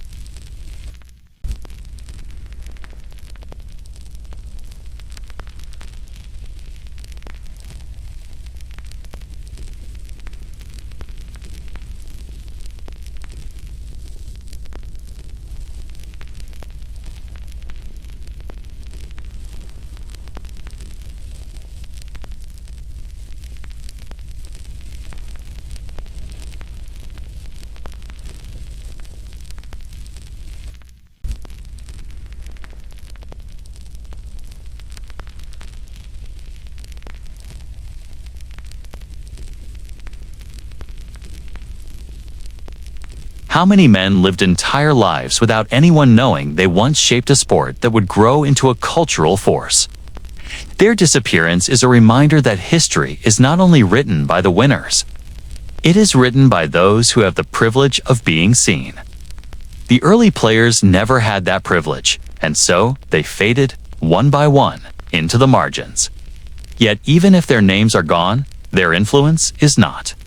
Every rule change, every formation, every tradition that shaped football's early years grew from a generation that did not care about recognition. Their quiet dedication built the sport's identity. Their toughness set the standard. Their sacrifices carved the path for future players who would enjoy stability, respect, and compensation they never tasted. They were the forgotten architects of something far larger than themselves. As I reflect on them now, I do not see ghosts. I see the foundation of football's character. I see men who pushed forward without knowing they were building a legacy. I see a generation that deserves remembrance, not because they were stars, but because they ensured the sport survived long enough for stars to exist. The vanishing generation may have disappeared from the written record, but they remain present in every snap, every chant, every victory, and every story that football tells today. Their absence is felt precisely because their contributions were so essential. Nothing about the modern game would exist without them. And even if their names stay hidden, their impact never will. I have often wondered why the earliest players, the ones who risked life and limb for a game that offered nothing but fleeting recognition, are almost entirely absent from the stories we tell today. Modern football presents itself as an empire built on stars, contracts, and spectacle. Networks, highlight reels, and Hall of Fame ceremonies celebrate individual greatness, the triumphs of millionaire athletes, and the glamour of stadium lights. But the foundation beneath that empire is invisible, its builders erased from view. The men who played for whiskey, steak, and the faint hope of a paycheck are nowhere in the frame, their sacrifices buried under the weight of modern glory. That erasure is not accidental. It is a deliberate construction, a shaping of history that aligns with a narrative more convenient than the messy truth. In the early decades, professional football was chaotic, brutal, and improvisational. Players came from steel mills, mines, and factories. They had names and faces, families and debts, but the league itself could not guarantee they would ever be remembered. When the National Football League began to consolidate power, a new image had to be crafted. Owners and promoters sought legitimacy. They wanted newspapers to write about clean rules, disciplined athletes, and respectable competition. The rough, improvised games of the past were inconvenient. The memory of men playing for meat, liquor, and necessity conflicted with the vision of a polished national pastime. To create the NFL we recognize today, those earliest stories had to fade. They had to be replaced with a mythology that emphasized order, wealth, and celebrity.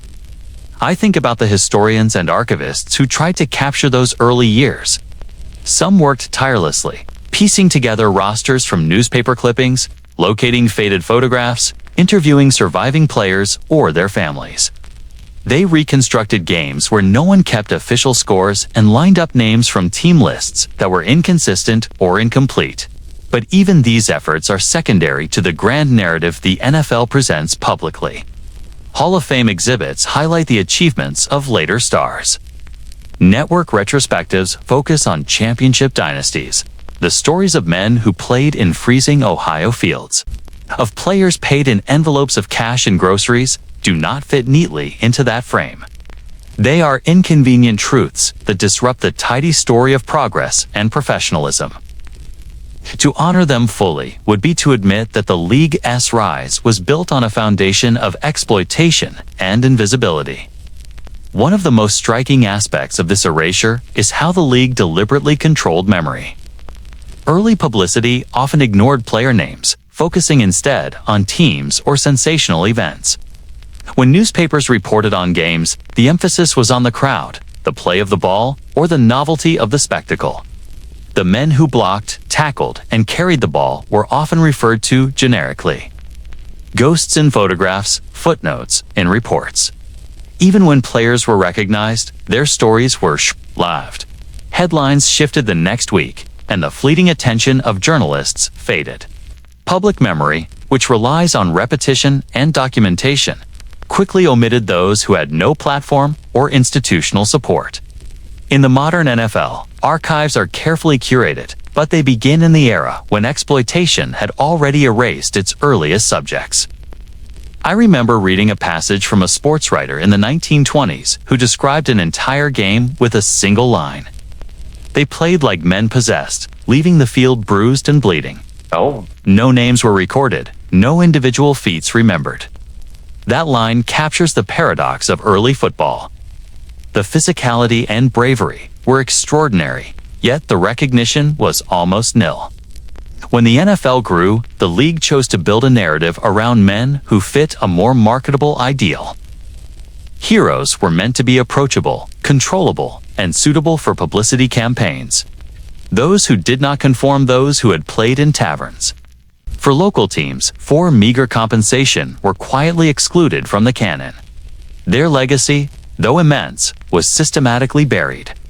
It is also worth noting how the commercialization of football accelerated this erasure.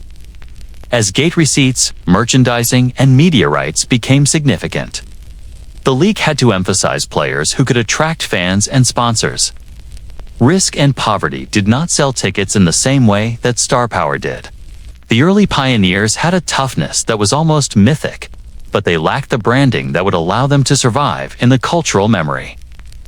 They were celebrated in small towns on Sundays, then forgotten by Monday. The NFL's early marketers understood this and framed history in ways that advanced their commercial goals. The narrative of struggle, deprivation, and survival was inconvenient. It was replaced with a story of order, professionalism, and growth. I think about the families who watched their fathers, husbands, and sons play and return home changed. They carried the weight of injury, uncertainty, and financial instability. They watched their loved ones give everything and receive almost nothing. And yet, their stories were never recorded in league histories. When the NFL constructed its image of heroism, it focused on those who survived intact, who could be celebrated publicly without challenging the sanitized mythology. The sacrifices of ordinary players, the men who endured broken bones, concussions, and the weight of poverty, were irrelevant to the league's chosen image. Memory became selective. Legacy became a tool for shaping perception rather than preserving truth. The suppression of early histories also extends to statistical records. Modern football emphasizes numbers, milestones, and measurable achievement. But in the early days, record-keeping was inconsistent at best. Wins and losses were often unverified. Player statistics were rarely logged. When historians attempt to reconstruct these records, they encounter gaps that reflect a casual nature of early reporting and the league's later disregard for preserving those accounts. This is another layer of invisibility. Without reliable numbers, the players' contributions are difficult to quantify, and what cannot be measured is often dismissed. The result is an entire generation that exists primarily as anecdote, not as official history. Even the oral histories that survived have been reshaped to fit contemporary ideals. Players who lived through brutal, chaotic seasons sometimes soften their stories in interviews, emphasizing bravery and camaraderie while downplaying desperation and exploitation. They wanted to be remembered as heroes, not victims. In doing so, they inadvertently reinforced the erasure. Their pain and the structural inequities they endured were smoothed over, leaving modern audiences with a romanticized version of the past that obscures the harsh reality. Yet, there are glimpses of truth that remain. When historians dig deeply, fragments emerge. Letters home describing injuries, personal ledgers detailing small payments in cash or food. Interviews with relatives who remember the struggle. These fragments tell us that the glory of modern football rests on the sacrifices of men who received nothing but physical hardship and fleeting recognition. Their contributions are foundational, even if hidden. Without them, the league could not have grown into a cultural institution. Every touchdown, every tackle, every celebrated hero depends on the labor of those who came before and were intentionally forgotten. And that, perhaps, is the lesson of the buried legacy. Modern football is a monument to memory, but memory is curated. It tells us about those who succeeded in surviving both the game and its marketing. It tells us little about those who never made it to the limelight, who risked everything without the guarantee of recognition. It reminds us that history is often written not by those who lived it, but by those with the power to shape what others remember. The pioneers of early football had no such power. Their stories, their sacrifices, and their humanity were subordinated to an image of controlled progress. When I reflect on this, I feel both admiration and sorrow. Admiration for the men who endured, who shaped a sport they could not profit from or control, who played for something larger than themselves. Sorrow because their stories were buried, erased by the mechanisms of branding, image-making, and selective history. We celebrate modern heroes and forget that every achievement is built on unrecorded labor and unremembered courage. The legacy of the vanishing generation is present in every game, every league, and every fan's devotion. Even if we never see their names on a scoreboard, understanding the buried legacy forces a reckoning. It reminds us that the story of football is more complex than championships and star power. It is a story of survival, exploitation, endurance, and sacrifice. It is a story that challenges the image of a purely glorious game. Without recognizing the men who paid the true cost, we cannot fully understand the sport we love. The story of modern glory is incomplete, and it is incomplete precisely because the earliest contributors were erased. The men of this era did not seek fame. They sought only to play. They gave their strength, their bodies, and in many cases their health, to a game that demanded everything and offered little. That their stories are buried under modern glory is a tragedy not just of history, but of memory itself. We owe it to them to acknowledge that the NFL's rise is inseparable from their sacrifices, even if the league prefers to forget. Their legacy is present, silent, and persistent. It can be found in the toughness of modern linemen, in the relentless pace of the game, in the devotion of players who know what has come before them. But it is also absent in the records never kept, the names never celebrated, and the families who remember privately. The glory of the modern NFL cannot exist without the toil of these forgotten men. And yet, in our collective memory, they are largely invisible. The deliberate erasure of their stories is a reminder that history is always shaped by those who control its telling. We cannot fully understand football without acknowledging both the triumph and the obscured sacrifice. The lesson of this buried legacy is clear. Football's modern image is the product of careful curation, commercial necessity, and selective memory. The men who endured the early era built the foundations, bore the risk, and absorbed the brutality. They were paid little, celebrated less, and remembered scarcely. Their existence is threaded through every game, but their names are absent. Their contribution is undeniable, yet hidden beneath the weight of modern spectacle.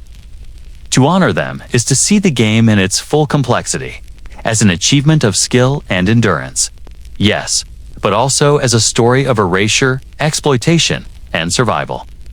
I have spent countless hours tracing the contours of early football, and the more I dug, the more I understood that the game demanded a price far beyond the ticket to play.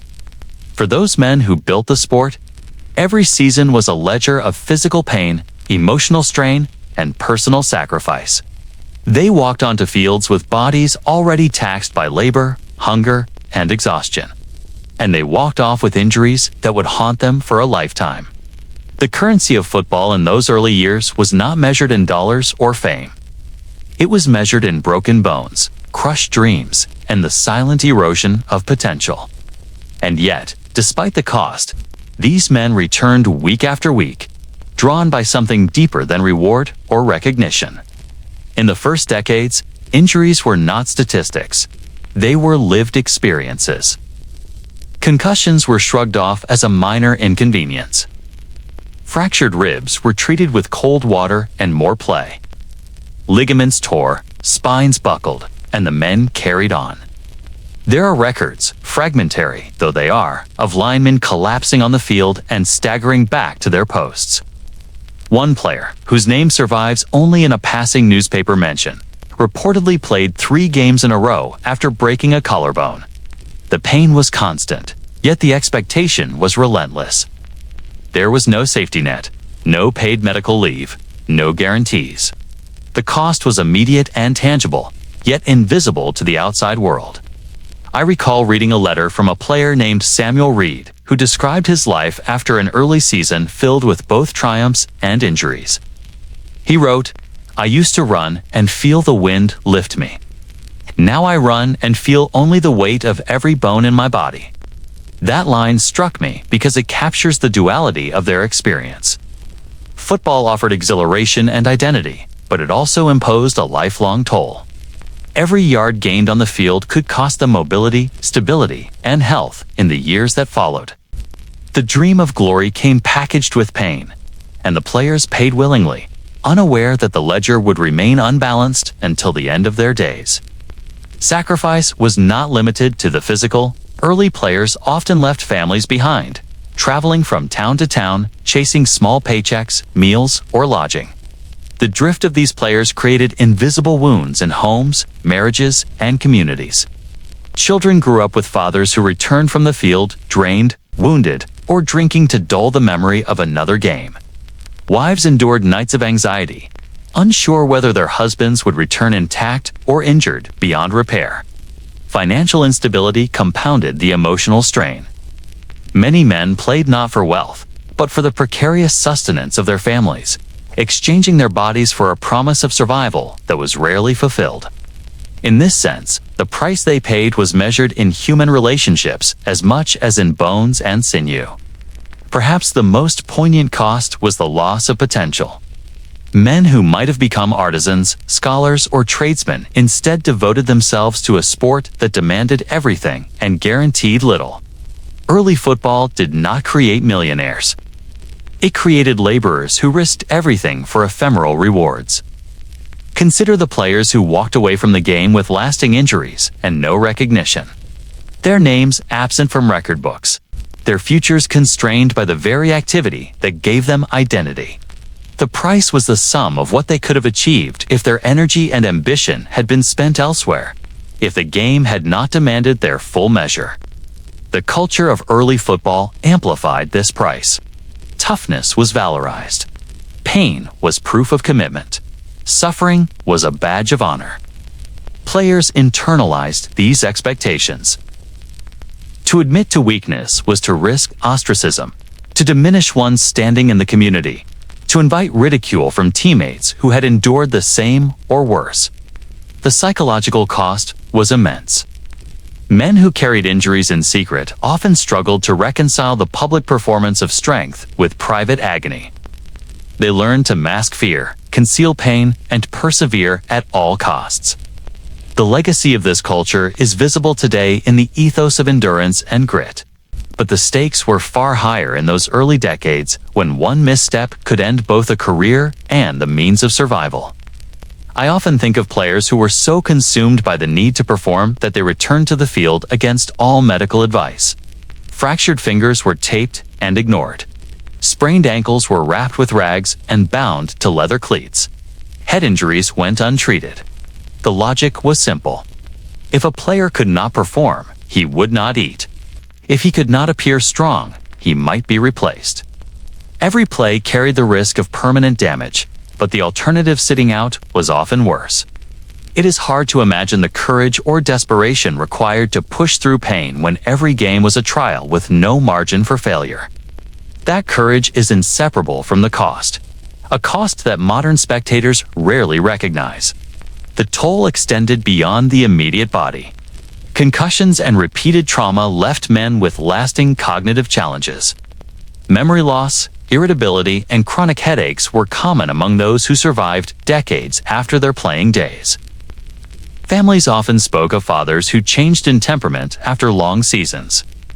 Men who had once been lively, gregarious, and ambitious became quiet, withdrawn, and sometimes bitter. The price of the game manifested in personality as well as physiology. Each hit, each bruise, each collision contributed to a slow accumulation of consequences that would not be understood until decades later. Financial cost and risk were intertwined with physical and psychological tolls. Players who were injured often lost the ability to earn even the small amounts that football provided. There was no compensation for permanent disability. Some men found work in factories or mines afterward. But injuries limited their earning capacity, and in many cases, their independence. Others became dependent on their families or on charity. The very act that gave them identity and purpose also created limitations that shaped the rest of their lives. The price they paid was both immediate and enduring, a debt with no repayment. Dreams were another form of currency spent and often lost. Many players entered football imagining that it might lead to something more: a stable career, recognition, or even a chance at a better life. For some, these dreams were realized in small ways. A few games of local fame, a brief moment of admiration from fans, or a fleeting taste of compensation. For most, the dreams faded as quickly as the game ended, leaving only injuries, lost time, and the weight of what might have been. The line between aspiration and consequence was blurred, and the men who lived it understood that to play was to accept both. Despite these costs, there was pride. The men who endured them carried their sacrifices with a sense of purpose. They understood that their contribution was larger than themselves. They were creating a culture, a community, and a game that would outlast them. They were part of something that mattered, even if the world did not yet recognize it. And in that understanding, there was dignity. They paid the price willingly, not because it was fair, but because the game demanded it, and because they loved it. In the end, the price they paid is impossible to quantify fully. It is a ledger of bodies, bones, families, lost potential, and forgotten stories. Every injury, every hardship, every moment of courage and endurance contributed to a sport that would one day be celebrated worldwide. Yet the personal cost remained hidden, private, and largely unacknowledged. The men who bore this cost are absent from modern statistics, absent from Hall of Fame plaques, and absent from the narratives of glory. And yet, without them, there would be no football as we know it today. Reflecting on this, I feel the weight of their lives. I see them in the cold fields, in factory towns, in the smoke and the sweat of their daily labor, walking onto the field with hope and leaving with scars. I see their children and spouses who lived with the aftermath, the quiet suffering, and the resilience that defined entire communities. I see the silent ledger of human price that underpins every touchdown and tackle celebrated today. To understand football fully, we must understand what it demanded before it rewarded, before it glamorized, and before it built its empires. The true measure of the sport is not in points or championships, but in the sacrifices of the men who made it possible. The price they paid is the thread that connects every era of football. From the early pioneers who played for whiskey and steak to the modern stars who earn fortunes, the game has always demanded something of its participants. What has changed is the scale, the visibility, and the compensation. But the essence of risk and sacrifice remains. Recognizing that truth honors the memory of those whose names we cannot find and preserves the reality of their lives for anyone willing to look beyond modern narratives.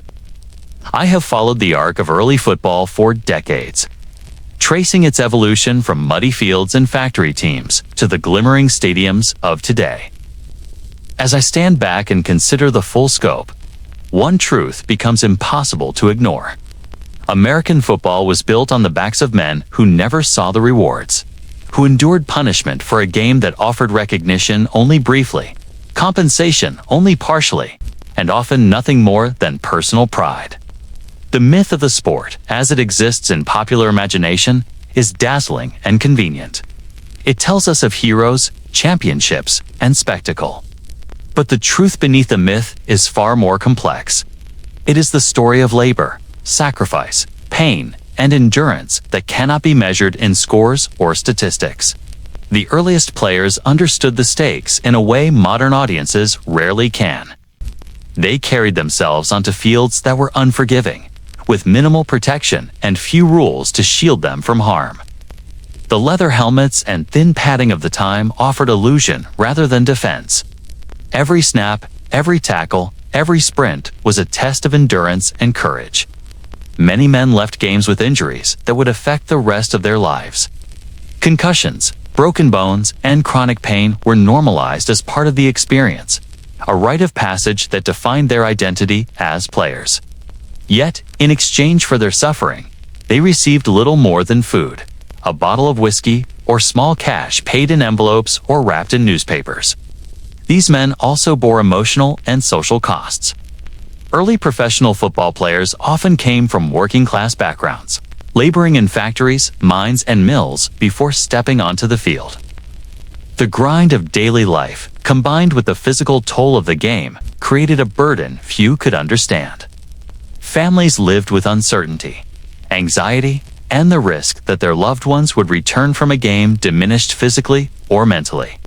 Many players juggled multiple jobs, leaving them exhausted but determined to pursue a sport that offered community, identity, and fleeting status. Their personal sacrifices were immense, yet largely invisible to the larger society that celebrated the game's spectacle without acknowledging the human cost. The myth of football simplifies and sanitizes this history. It emphasizes triumph over adversity, often portraying early players as mythical figures whose toughness was almost superhuman. The reality is more grounded and more poignant. These men were human. They experienced fear, fatigue, and injury. They were driven not only by pride and camaraderie, but also by necessity. Without paychecks, meals, or community support, their ability to continue playing was constantly at risk. They played for survival, for belonging, and for fleeting moments of exhilaration. The narrative of unbroken heroism obscures the daily reality of pain, risk, and endurance that defined their lives. One striking consequence of this myth-making is the erasure of the vanishing generation from historical memory. The men who played before leagues were organized. Before publicity and marketing shaped the image of the sport, are almost entirely absent from public record. Their achievements, injuries, and sacrifices exist primarily in fragments, letters, oral histories, local newspapers, and family recollections, without modern record-keeping or media coverage. Their stories have been largely overwritten by the mythology of later decades. The legacy of football, as it is remembered, is a construction that highlights the visible, celebrated stars while obscuring the labor and suffering of those who built the sport from the ground up. Even as the league grew and modernized, the pattern of erasure continued. Football's commercialization prioritized narratives that could sell tickets, attract sponsors, and generate media attention. Early players who had endured brutal conditions for minimal compensation were inconvenient to that narrative. Their experiences were messy, unpredictable, and difficult to market. It was easier to focus on the emerging stars, the record breakers, and the champions. In doing so, the league effectively buried the contributions of the men who had sustained it in its earliest and most formative years. Modern glory is built upon hidden sacrifice, and acknowledging that truth requires us to look beyond the surface spectacle. Physical sacrifice alone cannot capture the full extent of the price paid. Mental resilience was demanded as much as muscular endurance. Players learned to suppress pain, hide fear, and perform consistently under conditions that would terrify most modern athletes. Injuries were endured in silence. Fatigue was normalized. Losses were accepted without complaint because quitting or sitting out was not an option. The psychological burden of maintaining composure, of performing for fans and communities who depended on the team for identity and pride, was immense. This mental labor was often unrecognized, yet it shaped the character and endurance that would define football as a sport and as a cultural institution. The social dimensions of early football further underscore the depth of their sacrifice.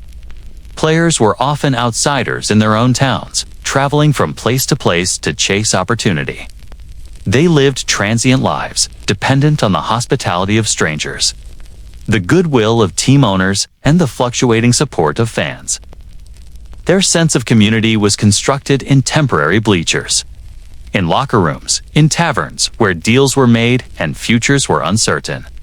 This mobility was necessary for survival, but also isolating. Relationships were fleeting, support networks fragile. The men who built football endured not only physical and financial strain, but also the social dislocation that accompanied a life devoted to a sport that offered little stability.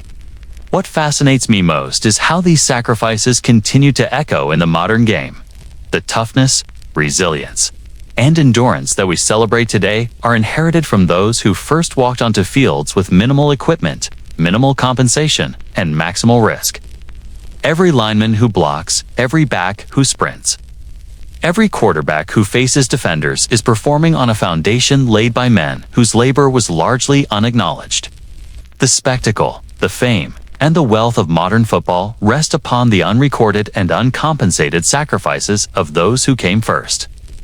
The myth of football obscures that truth, but the truth remains embedded in every play, every season, every enduring tradition.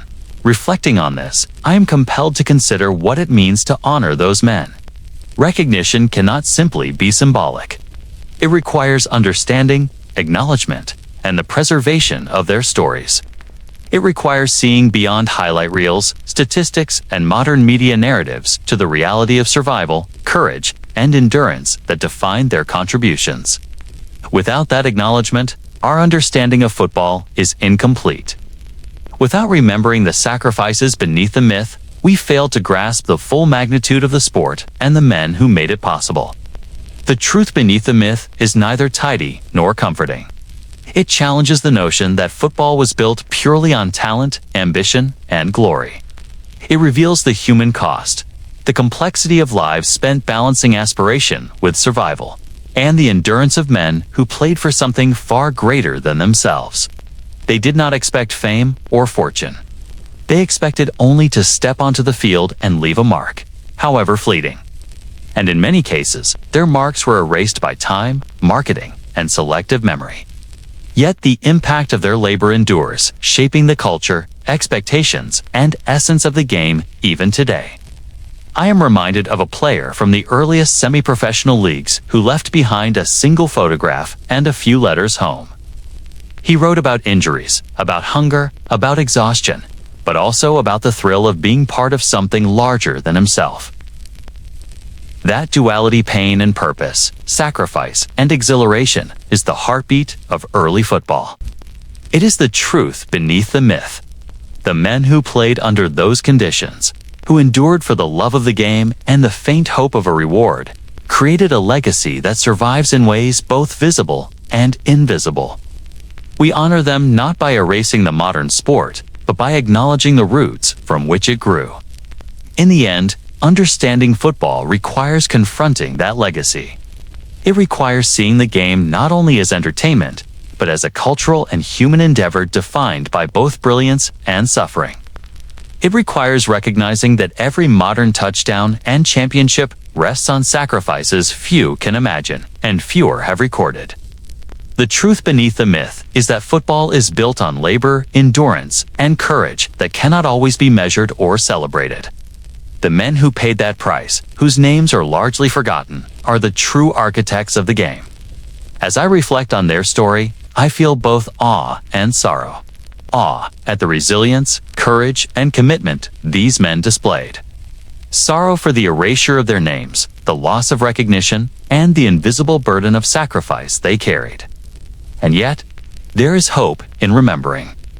There is hope in reclaiming the stories, in tracing the hidden lineage of the sport, and in acknowledging the truth beneath the myth. It is a truth that invites us to see football not only as spectacle, but as history, as labor, and as a reflection of human endurance. The truth beneath the myth is the heartbeat of football's earliest years. It reminds us that glory is never free, that every spectacle is underwritten by effort, sacrifice, and endurance. It is a story of men who were paid in whiskey, steak, and fleeting admiration, and who nevertheless built something that endures far beyond their own lives. To honor them is to tell their story, to see the foundations they laid, and to recognize that every modern triumph stands on the labor of those who came first. Their sacrifices are woven into every season, every play, and every fan's experience. They are invisible, yet undeniable. Their story is the truth beneath the myth. As I look back on the story we have traced, the narrative that unfolds is as much about human endurance as it is about the sport itself. From factory fields to semi-professional leagues, from payment in whiskey and steak to the slow emergence of organized wages, every chapter reveals the same underlying truth. Football was built by men whose prisol bamu, man whose labor, courage, and bodies were largely invisible to the history that would later celebrate the game. We have followed them from the first bruising snaps to the emergence of the NFL as a national spectacle. We have seen them endure injuries, social dislocation, and financial precarity. It remained steadfast because the game offered identity, purpose, and fleeting moments of belonging. Their sacrifices were enormous, and yet history has often failed to remember them. These early players were men who walked onto fields after long hours in factories, steel mills, and mines. They were miners with fractured hands, mill workers with torn shoulders, and laborers who carried the exhaustion of 18-hour days into brutal Sunday games. Their bodies were their instruments, yet the care for those instruments was minimal at best. Concussions were ignored, ribs were cracked, and spines were strained beyond repair. Pain was constant and normalized. They played not for fame or glory, but for survival, for food, for a place in a community that understood that toughness was both currency and identity. The league that exists today, with its stadiums, salaries, and fanfare, rests on the literal and figurative labor of these men. Yet the narrative has often rendered them invisible, focusing instead on stars who fit a more marketable version of the sport. Their payment was peculiar, emblematic of the era's improvisational and precarious nature. They were given whiskey, steak, and groceries. They were promised a few dollars or a simple meal in exchange for risking their bodies. These were not rewards befitting the magnitude of their sacrifices, and yet they were accepted willingly. Pride, belonging, and necessity compelled them to endure. Every collision, every tackle, every mile of travel came at a price. Every bruised body, every fevered night in a boarding house. Every weary morning after a game played through exhaustion was part of a ledger that modern football rarely acknowledges. Yet these men were the first architects of a sport that would become central to American culture. And their contributions cannot be overstated. The families of these players carried a burden that history often ignores. Wives worried over the outcomes of games and the likelihood that their husbands would return unbroken. Children grew up watching fathers come home bruised, exhausted, and sometimes chemically dulled by alcohol, intended to mask pain. Entire households were shaped by the uncertainties of football, and the emotional toll was immense. In these homes, the game was not spectacle.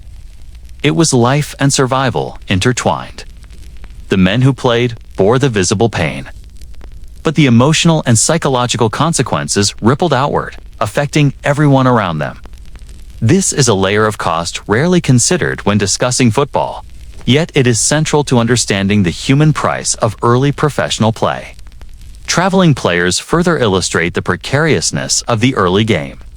Men drifted from town to town, chasing temporary wages, meals, or the promise of a bed. They were outsiders in many of the communities they represented, yet they carried the weight of those towns' expectations. Pride, obligation, and necessity drove them to perform even as exhaustion mounted.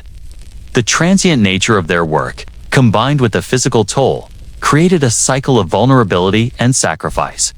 They were laborers, performers, and athletes simultaneously, navigating the unpredictable economics of a sport in its infancy.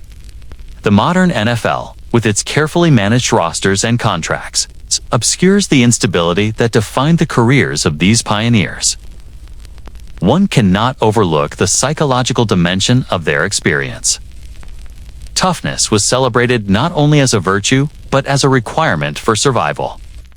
To express pain was to invite judgment, ridicule, or replacement.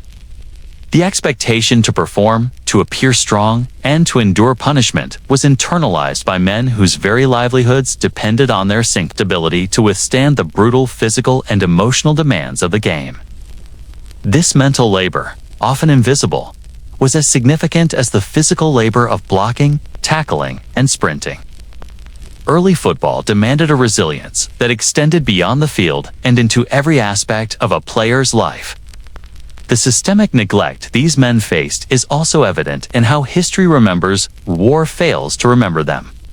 Names vanish from records, stories are reduced to anecdote, and achievements go unrecognized. Early players who gave everything are absent from Hall of Fame rosters, from official statistics, and from the narratives that define football's history. The league's consolidation of power and its marketing strategies favored later stars who fit the emerging image of professionalism and marketable athleticism. Those who played for minimal compensation, who endured unspeakable physical strain, and who lived lives marked by both courage and deprivation were systematically omitted. Their invisibility is not accidental. It reflects a broader pattern of selective memory and historical erasure. Despite the erasure, fragments of their lives remain. offering glimpses into the extraordinary courage and endurance that defined the era. Letters, oral histories, and surviving photographs reveal men who played through injuries, traveled without stability, and endured hardship to contribute to a game they loved. These fragments illuminate not only their personal experiences, but also the social, economic, and cultural realities of early football. They remind us that the modern spectacle is built upon the labor of men who received little recognition and whose stories were largely excluded from the official record. As the sport evolved, the nature of compensation changed. Cash payments replaced meals and whiskey. Organized contracts offered some stability, yet the underlying demands of physical endurance and risk remained. Players continued to endure injuries, fatigue, and emotional strain. The legacy of early football is not simply about the primitive forms of compensation, but about the enduring reality that the game has always required extraordinary sacrifice from those who play it. Modern professionalism, salary caps, and medical protocols mitigate some risk, but the human cost remains a constant thread through football's history. The emotional resonance of their story is profound. These men endured pain, risk, and hardship with minimal reward. Yet they were driven by loyalty to teams, communities, and the sport itself. Their motivation was not money, not fame, but a sense of purpose, identity, and belonging. That emotional core, the dedication to something larger than oneself, is the heartbeat of football and a testament to the courage of those who built it. Without understanding this, the narrative of football is incomplete, reduced to spectacle without recognition of the human sacrifice on which it was founded. I reflect on their legacy with both admiration and sorrow. Admiration for the resilience, courage, and commitment that allowed them to shape a sport from nothing. Sorrow, because their contributions were largely erased, because the ledger of human cost remains unacknowledged. And because their sacrifices are often forgotten in the narratives that dominate popular memory.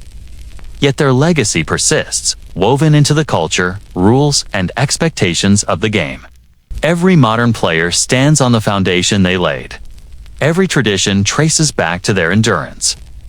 And every fan experiences the echoes of their labor and courage. The systemic neglect, the buried histories, and the human cost demand recognition. Football is not only a game of athleticism and spectacle, but also a chronicle of sacrifice. It is a social and cultural endeavor built by men who endured extraordinary physical, emotional, and social challenges. Their stories, obscured by mythology and marketing, remain essential to understanding the sport's full history. To recognize their contributions is not to diminish modern football, but to honor its true roots. Without the men who played for whiskey, steak, and survival, there would be no modern NFL. No stadiums filled with roaring fans. No celebrated champions. The game would not exist in its current form. In closing, the narrative we have traced across 20 batches reveals football as more than a spectacle. It is a labor of human endurance and resilience. It is a chronicle of men who endured hardship to build something larger than themselves. It is a reflection of systemic neglect that favored marketable narratives over truth. It is a reminder that the human cost of sport cannot be measured in dollars, accolades, or highlight reels alone. The men who built the game paid with their bodies, their health, their families, and their dreams. They remain largely invisible, yet their influence permeates every aspect of football as we know it. To honor them is to acknowledge both the brilliance and the suffering that shaped the sport. It is to understand that the story of football is incomplete without recognizing the human sacrifice at its core. Modern glory, stadium lights, and fame are all made possible by those who endured conditions that would seem unimaginable to most fans today. The game owes them more than memory. It owes recognition, respect, and a reckoning with the reality of their contribution. Their story is the foundation upon which every modern season, every celebrated player, and every fan experience rests. The truth is solemn and inescapable. American football as we know it cannot exist without the men who built it from nothing, who played for survival and identity, and who suffered largely in silence. They were paid in whiskey, in steak, in temporary sustenance, and yet they gave everything. Their labor, courage, and endurance formed the bedrock of the sport.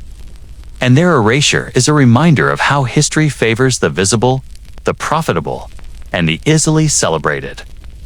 A complete understanding of football requires that we remember them, honor their sacrifice, and recognize the debt owed by every modern player, every fan, and every institution that has inherited the game.